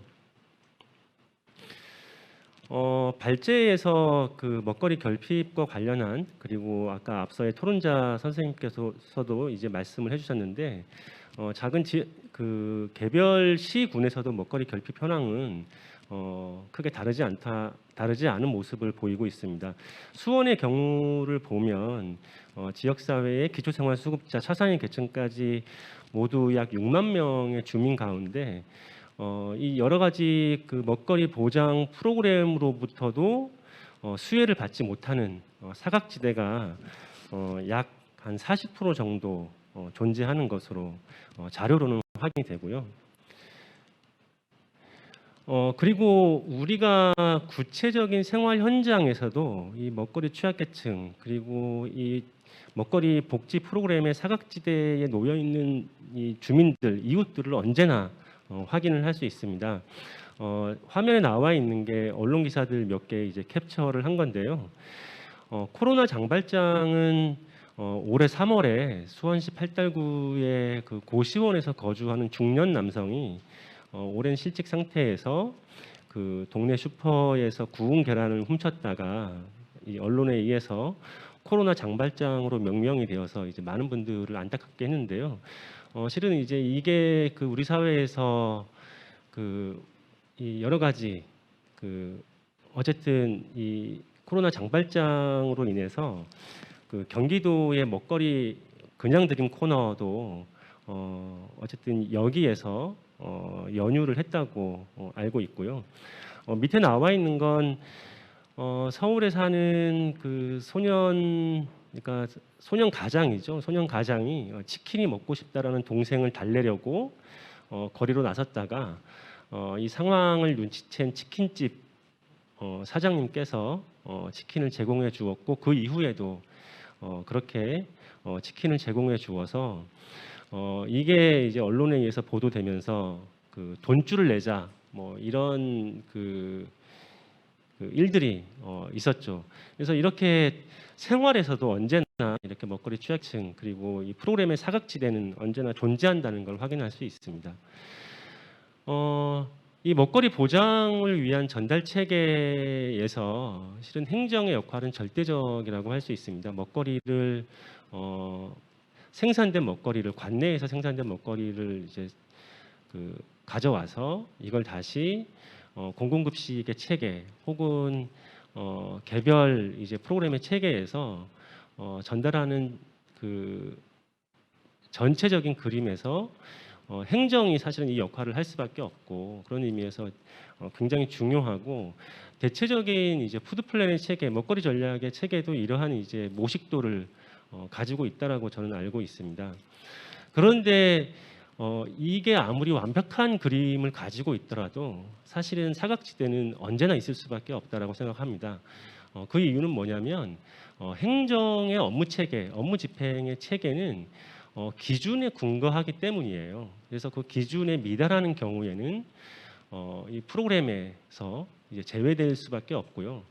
대상도 특정이 되죠. 혼자 거주하는 고령의 경제적 취약층, 뭐 예를 들면 이제 이런 식으로 이제 대상이 특정이 되는데 이렇게 특정이 되지 못하는 경우에도 여전히 사각지대로 존재할 수밖에 없어요. 이건 그 행정의 업무 체계가 배태할 수밖에 없는 필연적인 결과라고 생각을 하는데요. 그런 의미에서 이제 그 아까 앞서서 먹거리 기본권에 대한 이야기까지 합쳐 봤을 때 두 가지 정도가 좀 우리에게 고민이 필요하지 않나 생각이 드는데요. 첫 번째는 먹거리 취약계층을 보장의 관점에서 보더라도 취약계층에 한정하는 게 아니라 생활의 변화, 가족 구성의 변화, 식습관의 변화 이런 것들을 고려해서 좀 더 적극적으로 확대해서 해석할 필요가 있겠다라는 거 하나 하고요. 또 하나는 먹거리 보장의 완성을 위해서라도 행정의 역할 이외에 지역사회의 역할이 강조되어야 할 필요가 있겠다. 그래서 그 지역사회 커뮤니티의 역할까지 포함을 해서 그 먹거리 보장의 전달 체계를 다시 좀 재구성할 필요가 있지 않을까 이렇게 생각을 합니다. 몇 가지 프로그램을 가지고 말씀을 드리면 수원에서 그 가장 많이 그 다른 지역의 그 사례로서 이야기를 하고 있는 게 공유냉장고입니다. 공유냉장고는 다들 아실 테니까 그 공유냉장고에 대해서는 생략을 하는데 수원시에서 2018년에 첫 번째 공유냉장고가 생겼습니다. 그리고 2021년 8월 현재 약 30개 정도의 공유냉장고가 곳곳에서 설치되어서 운영 중인데요. 이렇게 공유냉장고가 활성화된 그 근거는 민간이 주도하고 있기 때문이에요. 그러니까 수원 지속가능발전협의회에서 설치하고 운영을 지원하고 있기는 하지만 기본적인 운영은 민간의 역량으로 시민사회가 함께 지원하면서 운영을 하고 있기 때문에 짧은 기간에 이렇게 많은 공유냉장고가 확산이 될 수 있지 않았을까. 그리고 지금 현재는 이 공유냉장고의 항상성 그리고 지속 가능성을 확대하기 위해서 별도의 법인 체계, 그러니까 사회적 협동조합의 법인 체계를 설립하기 위해서 준비 중이기도 합니다. 보시는 그림이 왼쪽에 있는 그림이 그 한살림 매장 앞에 있는 공유냉장고이고요. 또 하나는 이제 지역사회 안에 있는 카페 안에 있는 협동조합, 식당 앞에 있는 공유냉장고 모습입니다. 그리고 이어서 얘기하고 싶은 두 번째로 이야기하고 싶은 프로그램은 이제 공유부엌인데요. 공유부엌도 많이들 이제 아시고 계시는 프로그램이고 많이 접하고 계시다고 생각합니다. 그 공유부엌 유형에 따라서 이제 먹거리 보장 혹은 이제 커뮤니티 구성을 위한 소셜 다이닝 혹은 단순한 공간 공유 여러 가지 층위로 이제 나눌 수 있는데요. 일본의 어린이 식당 사례가 많이 이제 그 알려졌죠. 그래서 그 한국 사회에서도 어린이 식당을 운영하고 있는 사례가 여기저기서 생겨나고 있는 것으로 알고 있는데 이 어린이 식당이 성공할 수 있었던, 그러니까 확산될 수 있었던 근거 또한 민간 주도의 프로그램 그리고 자원에 근거해서, 그러니까 기본적으로 그러니까 영리 민간 주도의 프로그램이었기 때문에 이제 그런 것들이 가능하지 않았나 생각이 들고요. 이 어린이 식당 안에서 그 식 아동들뿐만 아니라 지역사회의 어린이라면 누구나 함께 이용할 수 있도록 이 어린이 식당을 운영하고 있고 돌봄 프로그램까지 같이 이제 가동한다는 점에서 경제적 빈곤과 함께 관계적 빈곤까지 함께 그 해결하는, 그래서 지역사회가 밥을 매개로 해서 그 커뮤니티를 확장하는 프로그램이지 않은가 이렇게 생각이 듭니다. 이 공유부엌의 확산을 위해서 몇 가지 과제가 있을 수 있는데요. 경기도에서도 경기도 경기도 차원에서도 그 공유부엌을 그 지원하기 위한 여러 가지 공모 사업도 진행을 하고 있고 자칫 행정에서도 이제 이 여러 가지 시도들을 하고 있는 것으로 알고 있는데 물론 이제 최근에 코로나19 상황이 감안된 결과라고는 생각이 들지만 그 공모 사업의 변화 추이를 살펴보면 현재 행정에서 공유부엌을 접근하는 데 있어서 행정의 관점은 먹거리 보장에 좀 많이 경사되어 있지 않나 이런 생각이 들고요. 이 공유부엌이 사실 지속 가능하기 위해서는 이제 수혜자 중심의 관점도 필요하지만 공유부엌을 운영하는 주체에 대한 그 지원이라든지 고민도 동시에 필요하거든요. 그래서 이런 부분이 조금 아쉽다라는 측면이 있고요. 그리고 행정에서도 이제 그 복지센터라든지 그러니까 동사무소라든지 이런 것들을 이제 활용할 수 있도록 좀 더 적극적으로 좀 열 필요가 있다고 생각이 들고요. 민간에서도 그 공모 사업에 기대서 이제 운영하는 방식을 좀 벗어나서 이 사업 타당성을 좀 확인하면서 비즈니스 모델도 좀 발굴을 해야 하지 않을까 이런 생각을 해봅니다. 공유 텃밭은 짧게만 이야기를 하겠습니다. 그 도시 곳곳에 이제 그 도시농업을 할 수 있는 텃밭들이 있는데요. 이게 확장이 되려면 사실은 이제 접근성의 측면에서도 그 농업공원, 도시농업공원 뭐 이런 쪽으로 우리가 좀 고민이 더 필요하지 않을까 생각이 들고요. 수원에서도 그 당수동 시민농장이 사실은 이제 장소를 이전했던 사례가 있기도 합니다. 그리고 또 하나는 사회적 농업에 대해서 우리가 조금 더 그 시선을 좀 바꿀 필요가 있는데요. 농축식품부에서도 사회적 농업과 관련한 이제 그 지원 전략을 세워서 지원 중인 것으로 알고 있는데 사회적 농업이 이제 일자리와 그다음에 먹거리를 함께 이제 해결할 수 있는 프로그램으로서 유효할 수는 있는데 이게 지금 현재의 지원 체계는 그리고 행정의 고민은 이 농촌 지역에 쏠려 있다라는 한계가 있습니다. 사실은 일자리가 필요하거나 일자리가 필요한 취약계층은 그리고 먹거리가 부족한 곳은 도시에 더 많거든요. 한국 사회의 현재 지형상. 그래서 도시에서도 이런 사회적 농업을 적극적으로 활용하는 전략을 통해서 이 먹거리 보장을 조금 더 확대할 수 있지 않을까 이런 생각을 해보고요. 그래서 최종적으로는 먹거리 공동체, 그러니까 행정에 의한 이제 전달 체계라는 기본 위에서 지역사회 커뮤니티가 먹거리 돌봄, 서로 돌봄을 수행하는 그런 전달 체계로 조금 더 그림이 좀 확대가 되어야 되지 않을까 생각이 들고요.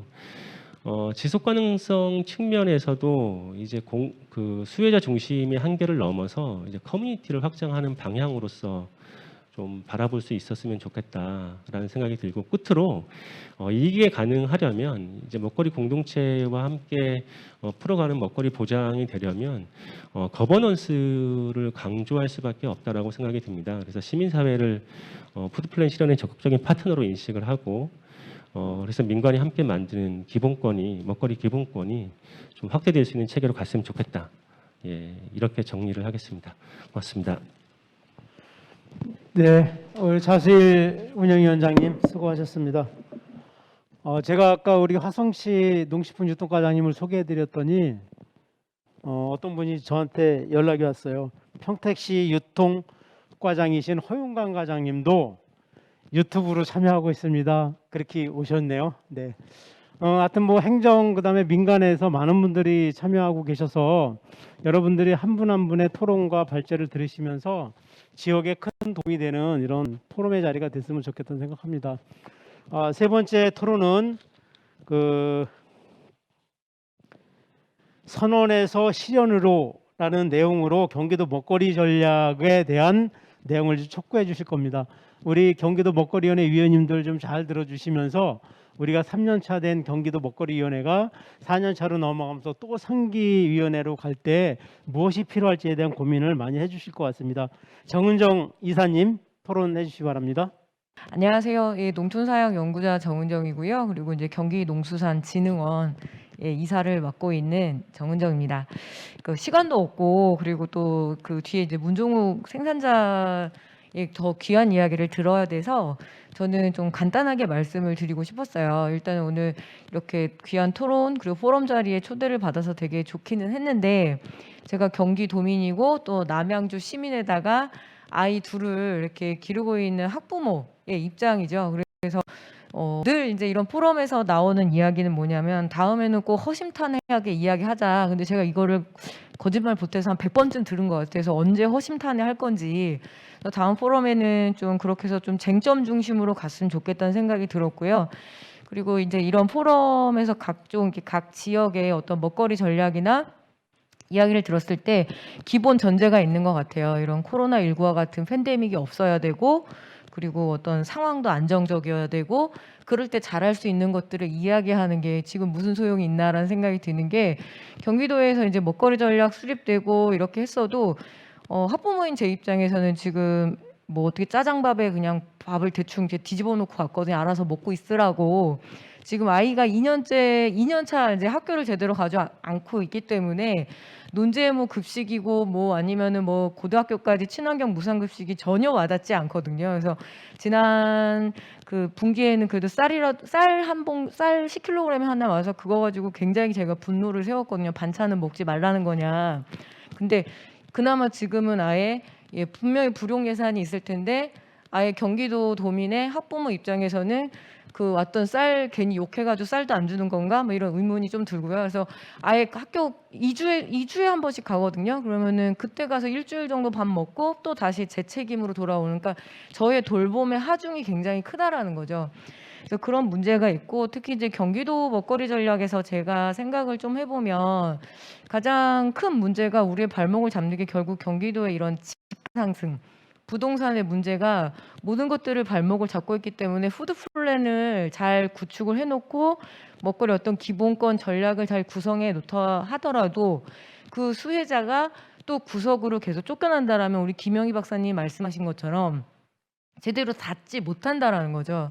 그래서 주택 정책과 혹은 이제 부동산 정책과 그리고 먹거리 정책이 함께 맞물려 가지 않는다라면 우리는 또 그냥 이렇게 또 벙 뜨는 이야기를 하게 될 수밖에 없을 것 같다 이런 생각이 들었습니다. 그리고 어떤 생산 영역에서야 우리 이제 문종 선생님께서 얘기를 해주시겠지만 어떻게 생산된 것을 경기도 도민들에게 이렇게 닿게 할 것이냐. 근데 늘 좀 부끄러운 이야기가 나오죠. 뭐 이주노동자 특히 이제 농수축산 분야의 이주노동 문제들을 제대로 해결하지 않고 그 문제를 직면하지 않고 어떻게든 생산된 것들을 이제 양적으로든 질적으로든 시민들에게 제공만 하고 그러고 난 다음에 이제 먹거리 보장이라고 이야기에는 너무나 부끄럽지 않을까 이런 생각이 좀 들었습니다. 그래서 워낙 뭐 잘 말씀을 해주셔가지고 제가 이제 끝으로 드리고 싶은 말은 뭐냐면 어떤 조례 제정에 대한 이야기들을 좀 중거로 삼아 주셨고요. 그리고 이제 각 지자체마다 이제 어떤 수립되고 있는 그런 푸드 플랜 관련해서 이야기들을 해주셨습니다. 근데 이 조례라는 것은 지금 현재로 보자면 선언적 의미거든요. 근데 시간이 생각보다 꽤 지났는데 이 조례가 언제 실행되는 건지는 제가 잘 모르겠습니다. 솔직히 경기도 도민이고 그리고 제가 꽤 그래도 먹거리 문제, 농업 문제에 관심이 많은데도 잘 시민들에게는 그런 것들이 조례가 있는지도 모를 뿐더러 그리고 어떤 경기도의 어떤 먹거리 기본권 보장 선언문 이런 것도 거의 다 이렇게 알지는 못하실 것 같아요. 그래서 그런 한계가 있다라는 것 좀 말씀을 드리고 싶었고 그리고 이제 우리 박미 선생님께서 이 발제문에 먹거리 지원사업 현황의 문제점에 다 지적을 해주셨거든요. 그래서 이미 그 발제문 안에 우리가 나아갈 방향은 다 지적을 해주셨다는 생각이 좀 들고 마지막으로 하나 우리 지역의 얘기를 하자면 지금 남양주시 같은 경우에는 푸드플랜 용역 사업이 진행이 되고 있습니다. 그래서 상반기에 그 용역 착수 보고 때 갔었죠. 시민의 자격으로 가서 앉아 있었는데 어떻게 그렇게 전국의 모든 푸드플랜 보고서를 서로 붙이게 복붙이라고 얘기하잖아요. 근데 거기에 돈이 더 이렇게 또 돈을 지급을 해야 되는 거고 그래서 페이퍼 컴퍼니 같은 느낌?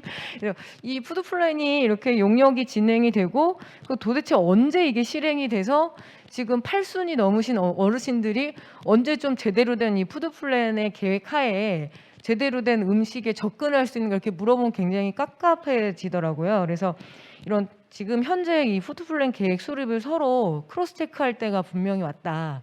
이건 연구자로서 그리고 세금을 내는 도민이자 시민으로서 좀 간곡하게 요청을 드리고, 어쨌든 독천 차원에서라도 다 계획서 내놔서 한번 서로 그 날카롭게 좀 점검을 해서 그런 뭐 오류가 있다라면 서로 점검을 하고 또 잘한 부분 있다면 서로 촉진할 수 있는 그런 모임을 다시 한번 제안을 하고, 예, 저는 짧게 토론을 마치겠습니다. 불러주셔서 감사합니다. 네, 정은정 이사님, 제가 감사합니다. 이제 마지막 토론입니다. 마지막 토론은 생존자이시고요, 또 친환경 농업을 하고 계시는 분입니다. 푸드플랜의 추진 방향이라는 내용으로 문종옥 경기도 친환경 농업인협회 정책위원장님으로부터 토론이 있겠습니다. 박수로 맞아주시면 고맙겠습니다. 예, 방금 소개받은 문종욱입니다. 저는 지금 뭐 지역의 먹거리위원회 위원으로도 활동을 하고 있는데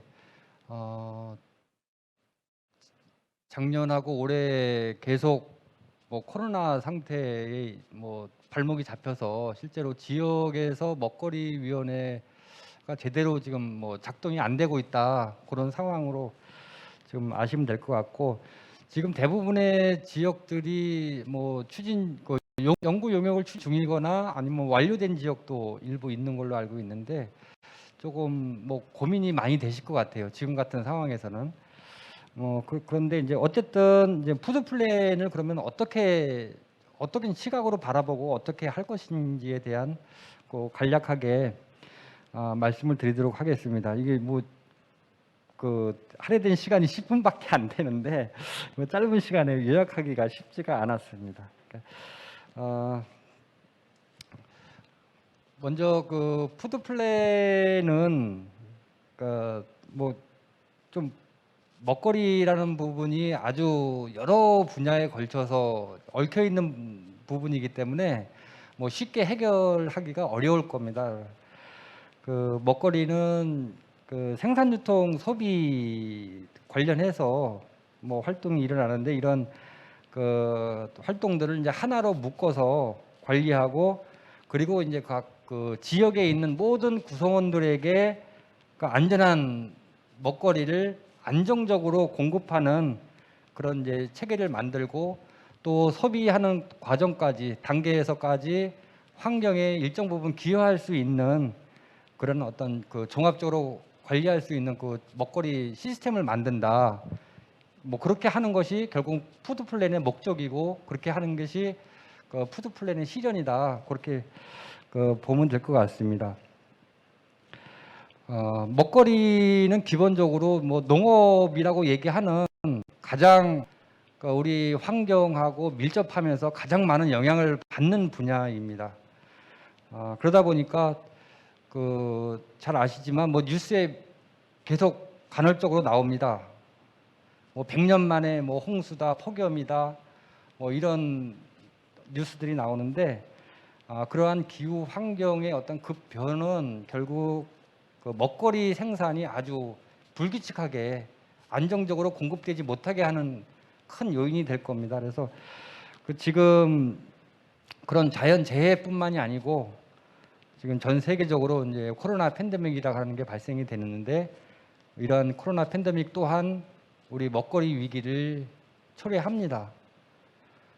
이 사람의 이동뿐만이 아니고 이런 먹거리의 국제적인 이동도 결국은 가로막혀 있고, 또한 이 먹거리를 수출하는 그런 국가들이 수출 제한 조치를 함으로써 우리 수입에 의존하고 있는 우리나라 같은 경우는 아주 취약한 먹거리의 위기 상황에 직면할 수 있는 그러한 상태에 있습니다.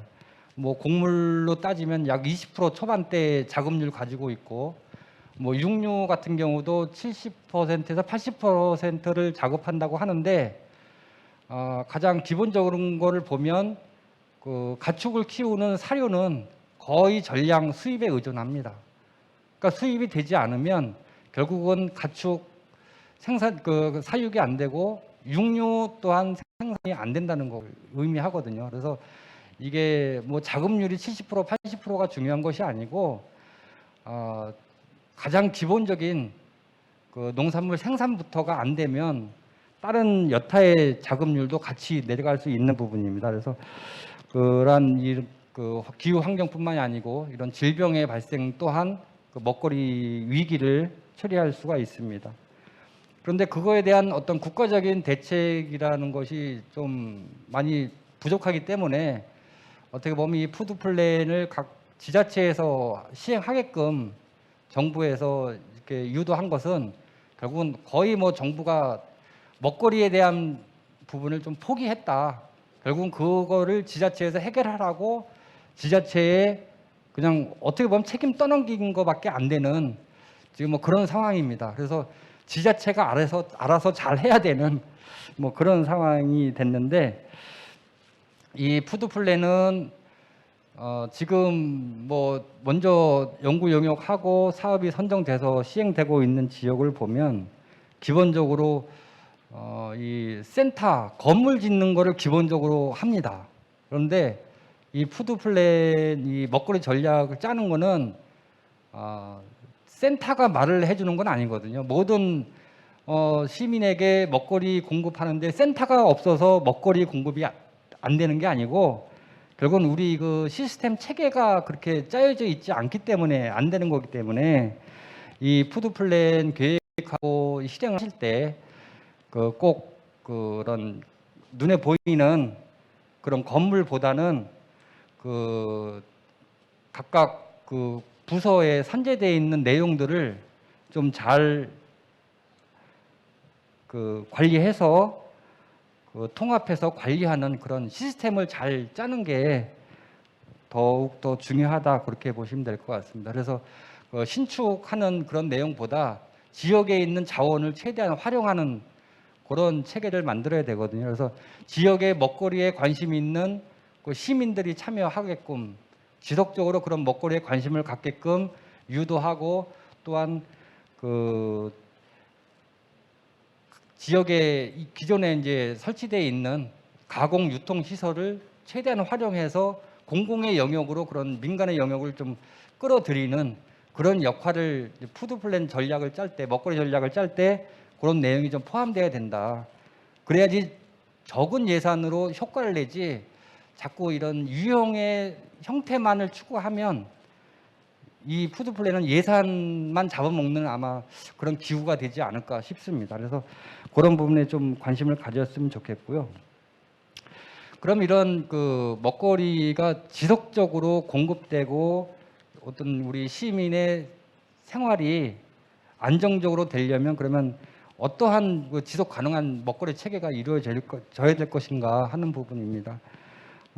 이 푸드 플랜의 어떻게 보면 핵심이 그 거버넌스에 있습니다. 그 민과 간이 필요한 부분을 어떻게 이끌어내고 어떻게 그 협의를 해서 어떻게 구현해 나갈 건가 하는 내용들을 지역 협의체를 통해서 그 하지 않으면 지역 협의체를 통해서 그걸 논의를 해 나가야 될 것 같습니다. 그래서 그런 부분에 대해서 시민의 적극적인 좀 참여가 유도되도록 해 주셔야 될 것 같고요. 그런데 뭐 거버넌스가 실제로 작동이 되기는 쉽지가 않습니다. 이 거버넌스에 참여하는 민간 단체들의 어떤 이해관계도 있고 이러한 그 의사 소통 방식이 실제로 민간에게는 그 원활하게 이게 소통되는 그 익숙하지가 않습니다. 그래서 그런 부분에 대해서 그 민과 간이 협력하는데 좀 뭐 많은 노력과 시간이 필요한데 뭐 그거를 극복해 나가면서 그 이 먹거리 전략을 지역에서 짜야 될 것 같습니다. 그리고 이제 생산의 문제인데 결국은 이 지속적으로 이 공급이 이루어지고 소비가 되기 위해서는 기본적으로 이제 생산이 이루어져야 됩니다. 그 생산이 이루어지지 않으면 그 아무리 시스템을 정교하게 짜 그래도 이 작동할 수가 없습니다. 그래서 그 안전한 농산물을 그 생산하기 위해서 이 친환경적인 어떤 재배 기술적인 부분 그리고 그런 재배 생산 체계를 구축하고 그리고 이 대농 구조만 갖고도 또한 될 수가 없습니다. 그래서 소농이 다수 참여하는 그래서 농촌 지역의 공동체까지 고려할 수 있는 그러한 그 기획 생산 체계를 꼭 만들어야 될 것 같습니다. 그래야지 지역의 그 품목 간의 그 불균형, 그 작업, 그 지역의 품목의 특성이 있기 때문에 지금까지는 유통에 중점을 두다 보니까 지역 주산지를 중심으로 이 생산을 해왔습니다. 그런데 지금 그러한 부분을 그 지역에 있는 그 작업 능력이 좀 더 향상될 수 있게끔 다양한 품목의 이 생산 체계를 갖추고 그 먹거리 자금력을 높이는 이 생산자들을 좀 조직해 놔야 된다. 그러기 위해서 생산자들의 교육이 이루어져야 되고 그 생산자의 그런 교육을 통해서 우리가 안정적인 생산이 되게끔 할 필요가 있다. 그렇게 보여집니다. 그리고 이 지금 많은 그 먹거리 부분은 뭐 민간에 지금 그 위탁되거나 민간 주도로 이루어지고 있는데 이 먹거리가 필수제이고 누구나 필요한 것이고 그렇다 그러면 결국은 공공재가 되는데 그러면 공공재라고 하면 공공의 영역에서 일정 부분 책임을 지지 않으면 이 먹거리의 기본권은 보장될 수가 없다. 그렇게 봅니다. 그래서 그런 그 조달 체계 내에서 뭐 공공의 그 뭐 재단이나 이런 형태의 어떤 그 운영 주체가 공급 주체가 제대로 그 운영돼야지 가능할 수 있겠다. 그렇게 봅니다. 그리고 이제 소비 부분인데요. 그 다음은 이 소비가 제대로 이루어져야지 그 생산도 거기에 맞춰서 이루어지는 부분이 있습니다. 그래서 제가 뭐 착한 소비라고 했는데 이 착한 소비가 뭐 누구를 배려한다기보다는 기본적으로 그 지역 내에 안전한 농산물이 적정한 가격에 그 책임 소비돼야지 요 먹거리가 기본적으로 생산이 가능합니다. 지금 먹거리가 대부분 생산되는 것이 주산지 중심으로 그리고 그 경제적 가치 중심으로 먹거리가 생산이 됩니다. 그래서 그 시기별로 또는 그 지역별로 이 품목 그 불균형이 아주 심하기 때문에 어느 시기에는 공급이 너무 과잉되고 어느 시기에는 또 너무 이 공급이 부족해서 뭐 가격이 폭등하는 그런 그 농산물 가격 구조가 지금 현재 진행되고 있습니다. 이런 부분을 그 책임 소비를 함으로써 좀 그 지속 가능한 생산이 되도록 그런 체계를 좀 유지할 필요가 있습니다. 지금 뭐 우리 가정에는 모두 냉장고라고 다 있습니다. 뭐 전에는 냉장고 한 대 있기도 힘들었는데 지금은 냉장고가 있고 또 김치 냉장고라고 또 있고 또 서브 냉장고까지 가지고 계신 분도 있으시더라고요. 그러니까 먹거리가 냉장고에서 다 자고 있습니다. 뭐 그러다가 일정한 시기가 지나면 그냥 폐기됩니다. 이렇게 우리 가정에서 소비하는 그 과정에서도 그 폐기되는 그 먹거리가 좀 줄어들어야지 그 우리 환경이 좀 살아날 수 있고 더 이상 환경이 악화되면 이 지속 가능한 먹거리뿐만이 아니고 뭐 인류의 생존 자체가 지속 가능하지 않을 수 있기 때문에 뭐 그런 부분에서 좀 우리 식생활 교육이 전 그 시민적으로 좀 같이 이루어져야지 가능하다 이렇게 보여집니다. 그리고 이제 결론적으로 제가 말씀드리면 현재 뭐 용역이 진행 중이거나 완료되었지만 그 연구 용역은 그야말로 아까 앞에 뭐 토론자분도 말씀하셨지만 결국은 뭐 복사돼서 각 지역으로 떠도는 그런 내용들이 많습니다. 그래서 그 연구 용역은 아주 기본이 되는 표준이다, 그렇게 생각을 하고 지역 그 협의체 내에서 뭐 먹거리 위원회면 먹거리 위원회 뭐 그런 그 지역 협의체 내에서 그 지역 실정에 맞는 사업이 어떤 것인지, 우리 지역은 어느 부분이 부족한지 이것을 잘 논의하고 협의해서 그 사업을 좀 재구성할 필요가 있겠다, 그렇게 말씀드립니다.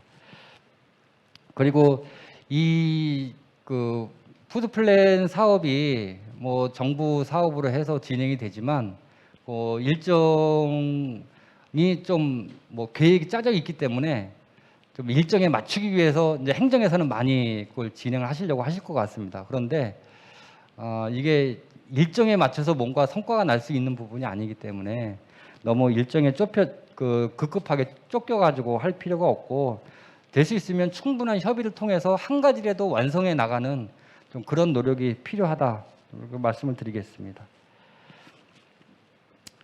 그리고 이 먹거리가 뭐 계속 말씀드리지만 지역별로 뭐 품목 간에 이렇게 불균형이 심하기 때문에 어느 한 지역에서 그 먹거리 자급률을 높일 수가 없습니다. 그건 거의 불가능한 수준이고요.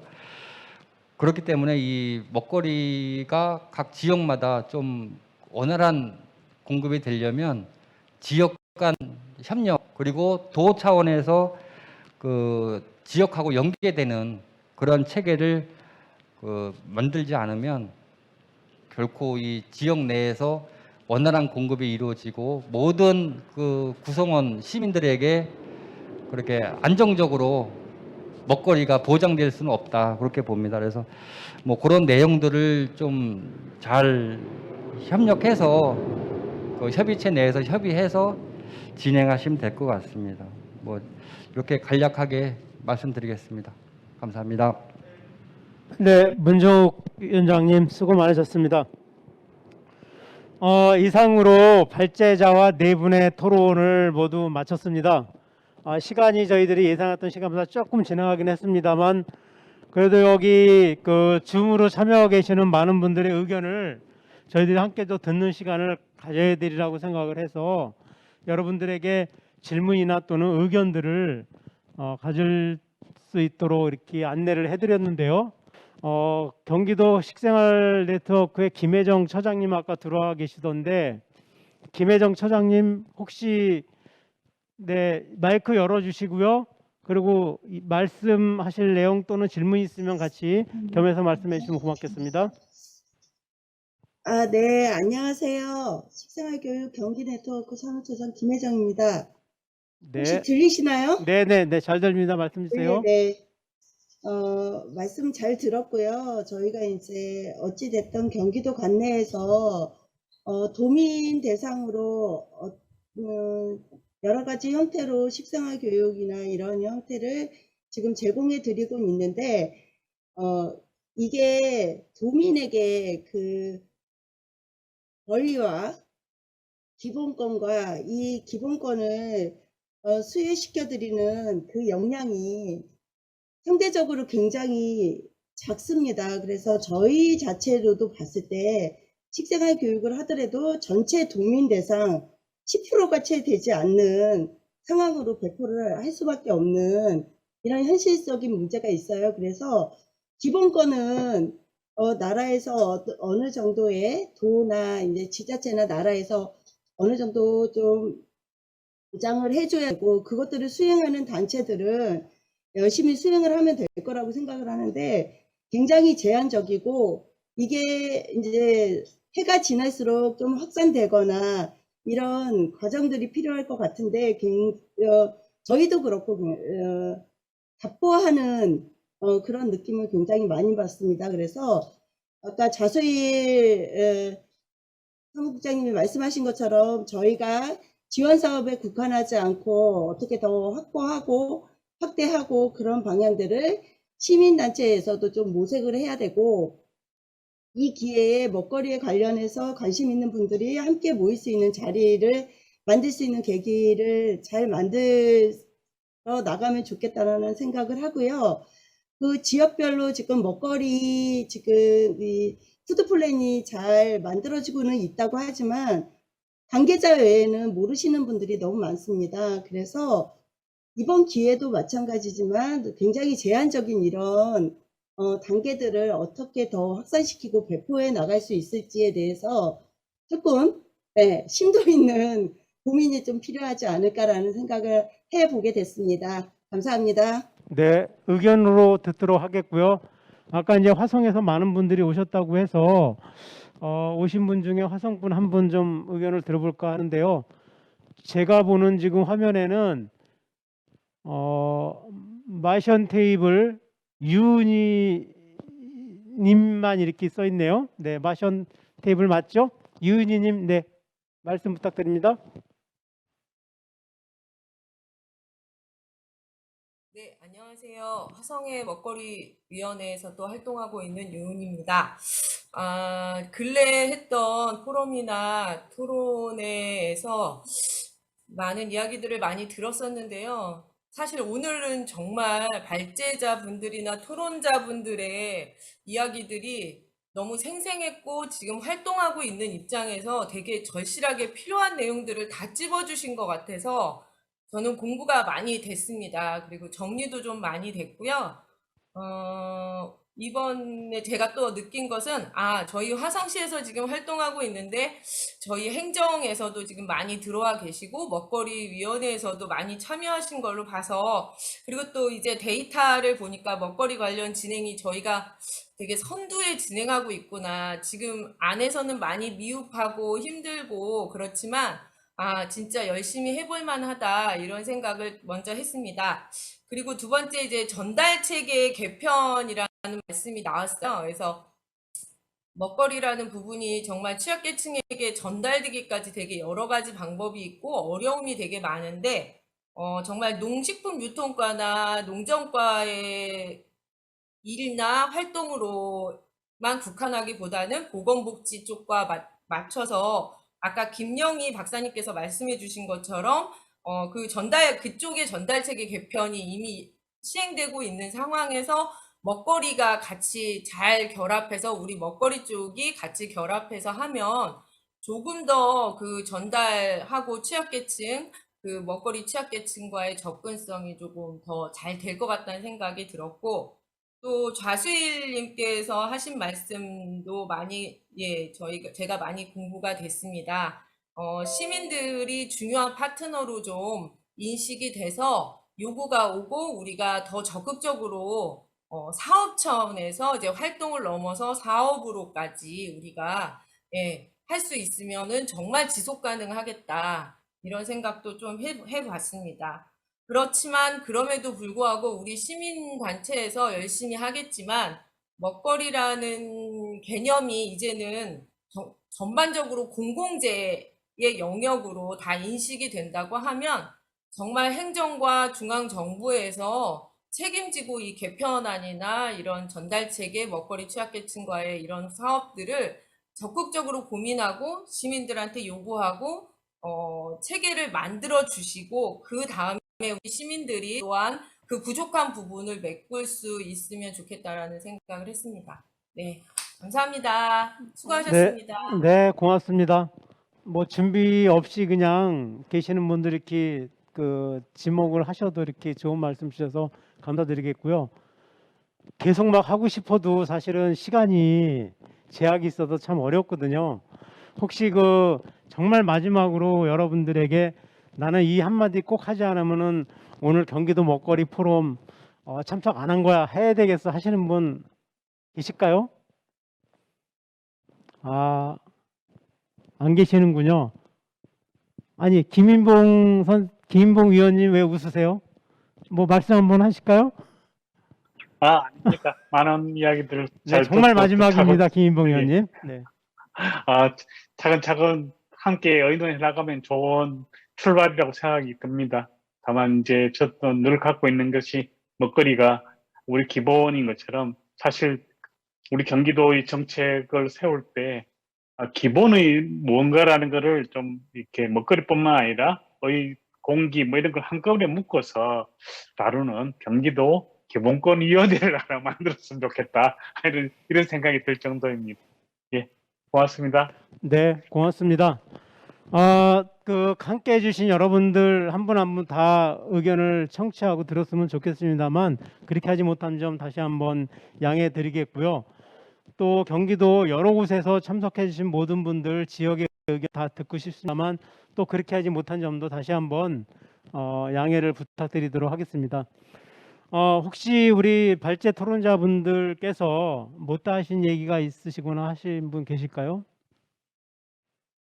네, 그러면 없으신 거로 하고요. 몇 가지 얘기 나왔던 내용도 있고 해서 오늘 이 포럼을 주관하고 준비했던 경기도 농수산진흥원 원장님 끝까지 자리하고 계시는데 잠깐 나오셔서 마무리 멘트 겸 또 얘기 한번 해주시고 마무리 좀 해주셨으면 하네요. 예, 늘상 이런 토론회가 진행되고 나면 여러 가지 이야기들, 과제들 이런 것들이 쏟아져 나오는데 중요한 건 그거 누가 어떻게 어떤 방식으로 해결할 거냐인 것 같습니다.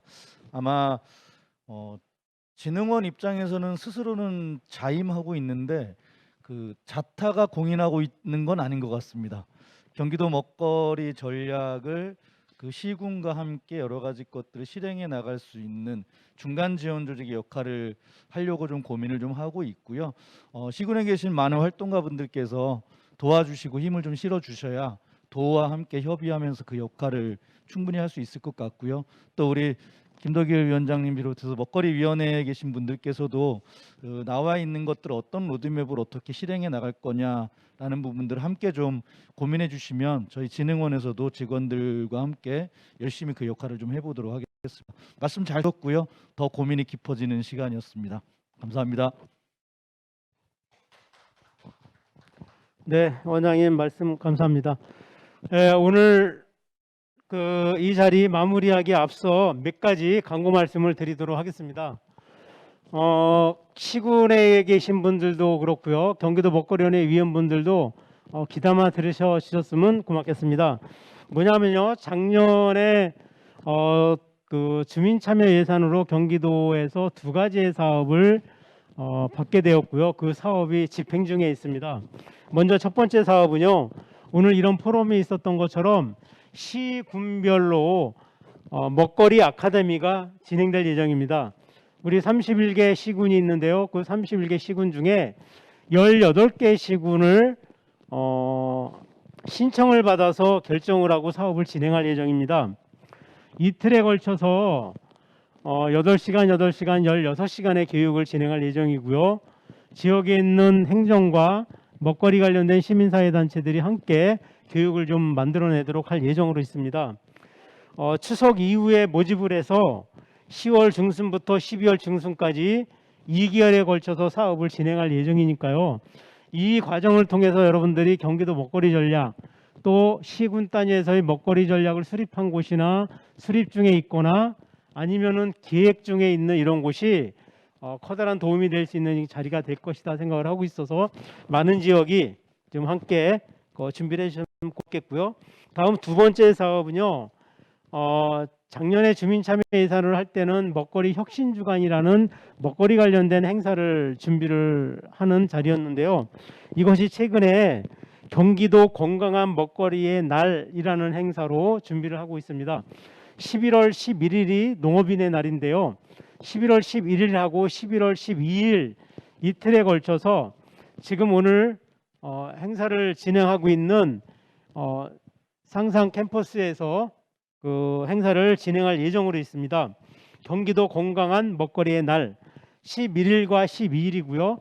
지금 먹거리 관련된 단체들이 많은 단체들이 행사를 준비하고 있기 때문에 여러분들이 참여를 하시면은 좋은 경험이나 또는 지역에서 그 사업을 풀어나가는데 많은 도움이 되는 행사들이 있을 거라고 생각을 하고 있습니다. 이것도 염두에 두셔서 함께 행사에 참여해 주셨으면 감사하겠습니다. 이상 간단하게 권고의 말씀을 드렸고요. 이제 정말 여러분들과 함께 마무리하도록 하겠습니다. 줌 참석해 주신 분들도 나가지 말고 좀 같이 화면을 열고 계셔 주시고요. 그리고 오늘 이 자리에 오프라인으로 참석하신 분들을 모셔서 사진을 찍고 폐회할 수 있도록 하겠습니다. 다시 한번 여러분들과 함께 행사 마무리하는 박수를 치면서 사진 촬영을 하도록 하겠습니다. 여러분들 고생들 많으셨습니다. 나가지 말아 주시고요. 사진 촬영 같이 하도록 하겠습니다. 예, 앞으로 나와 주시죠.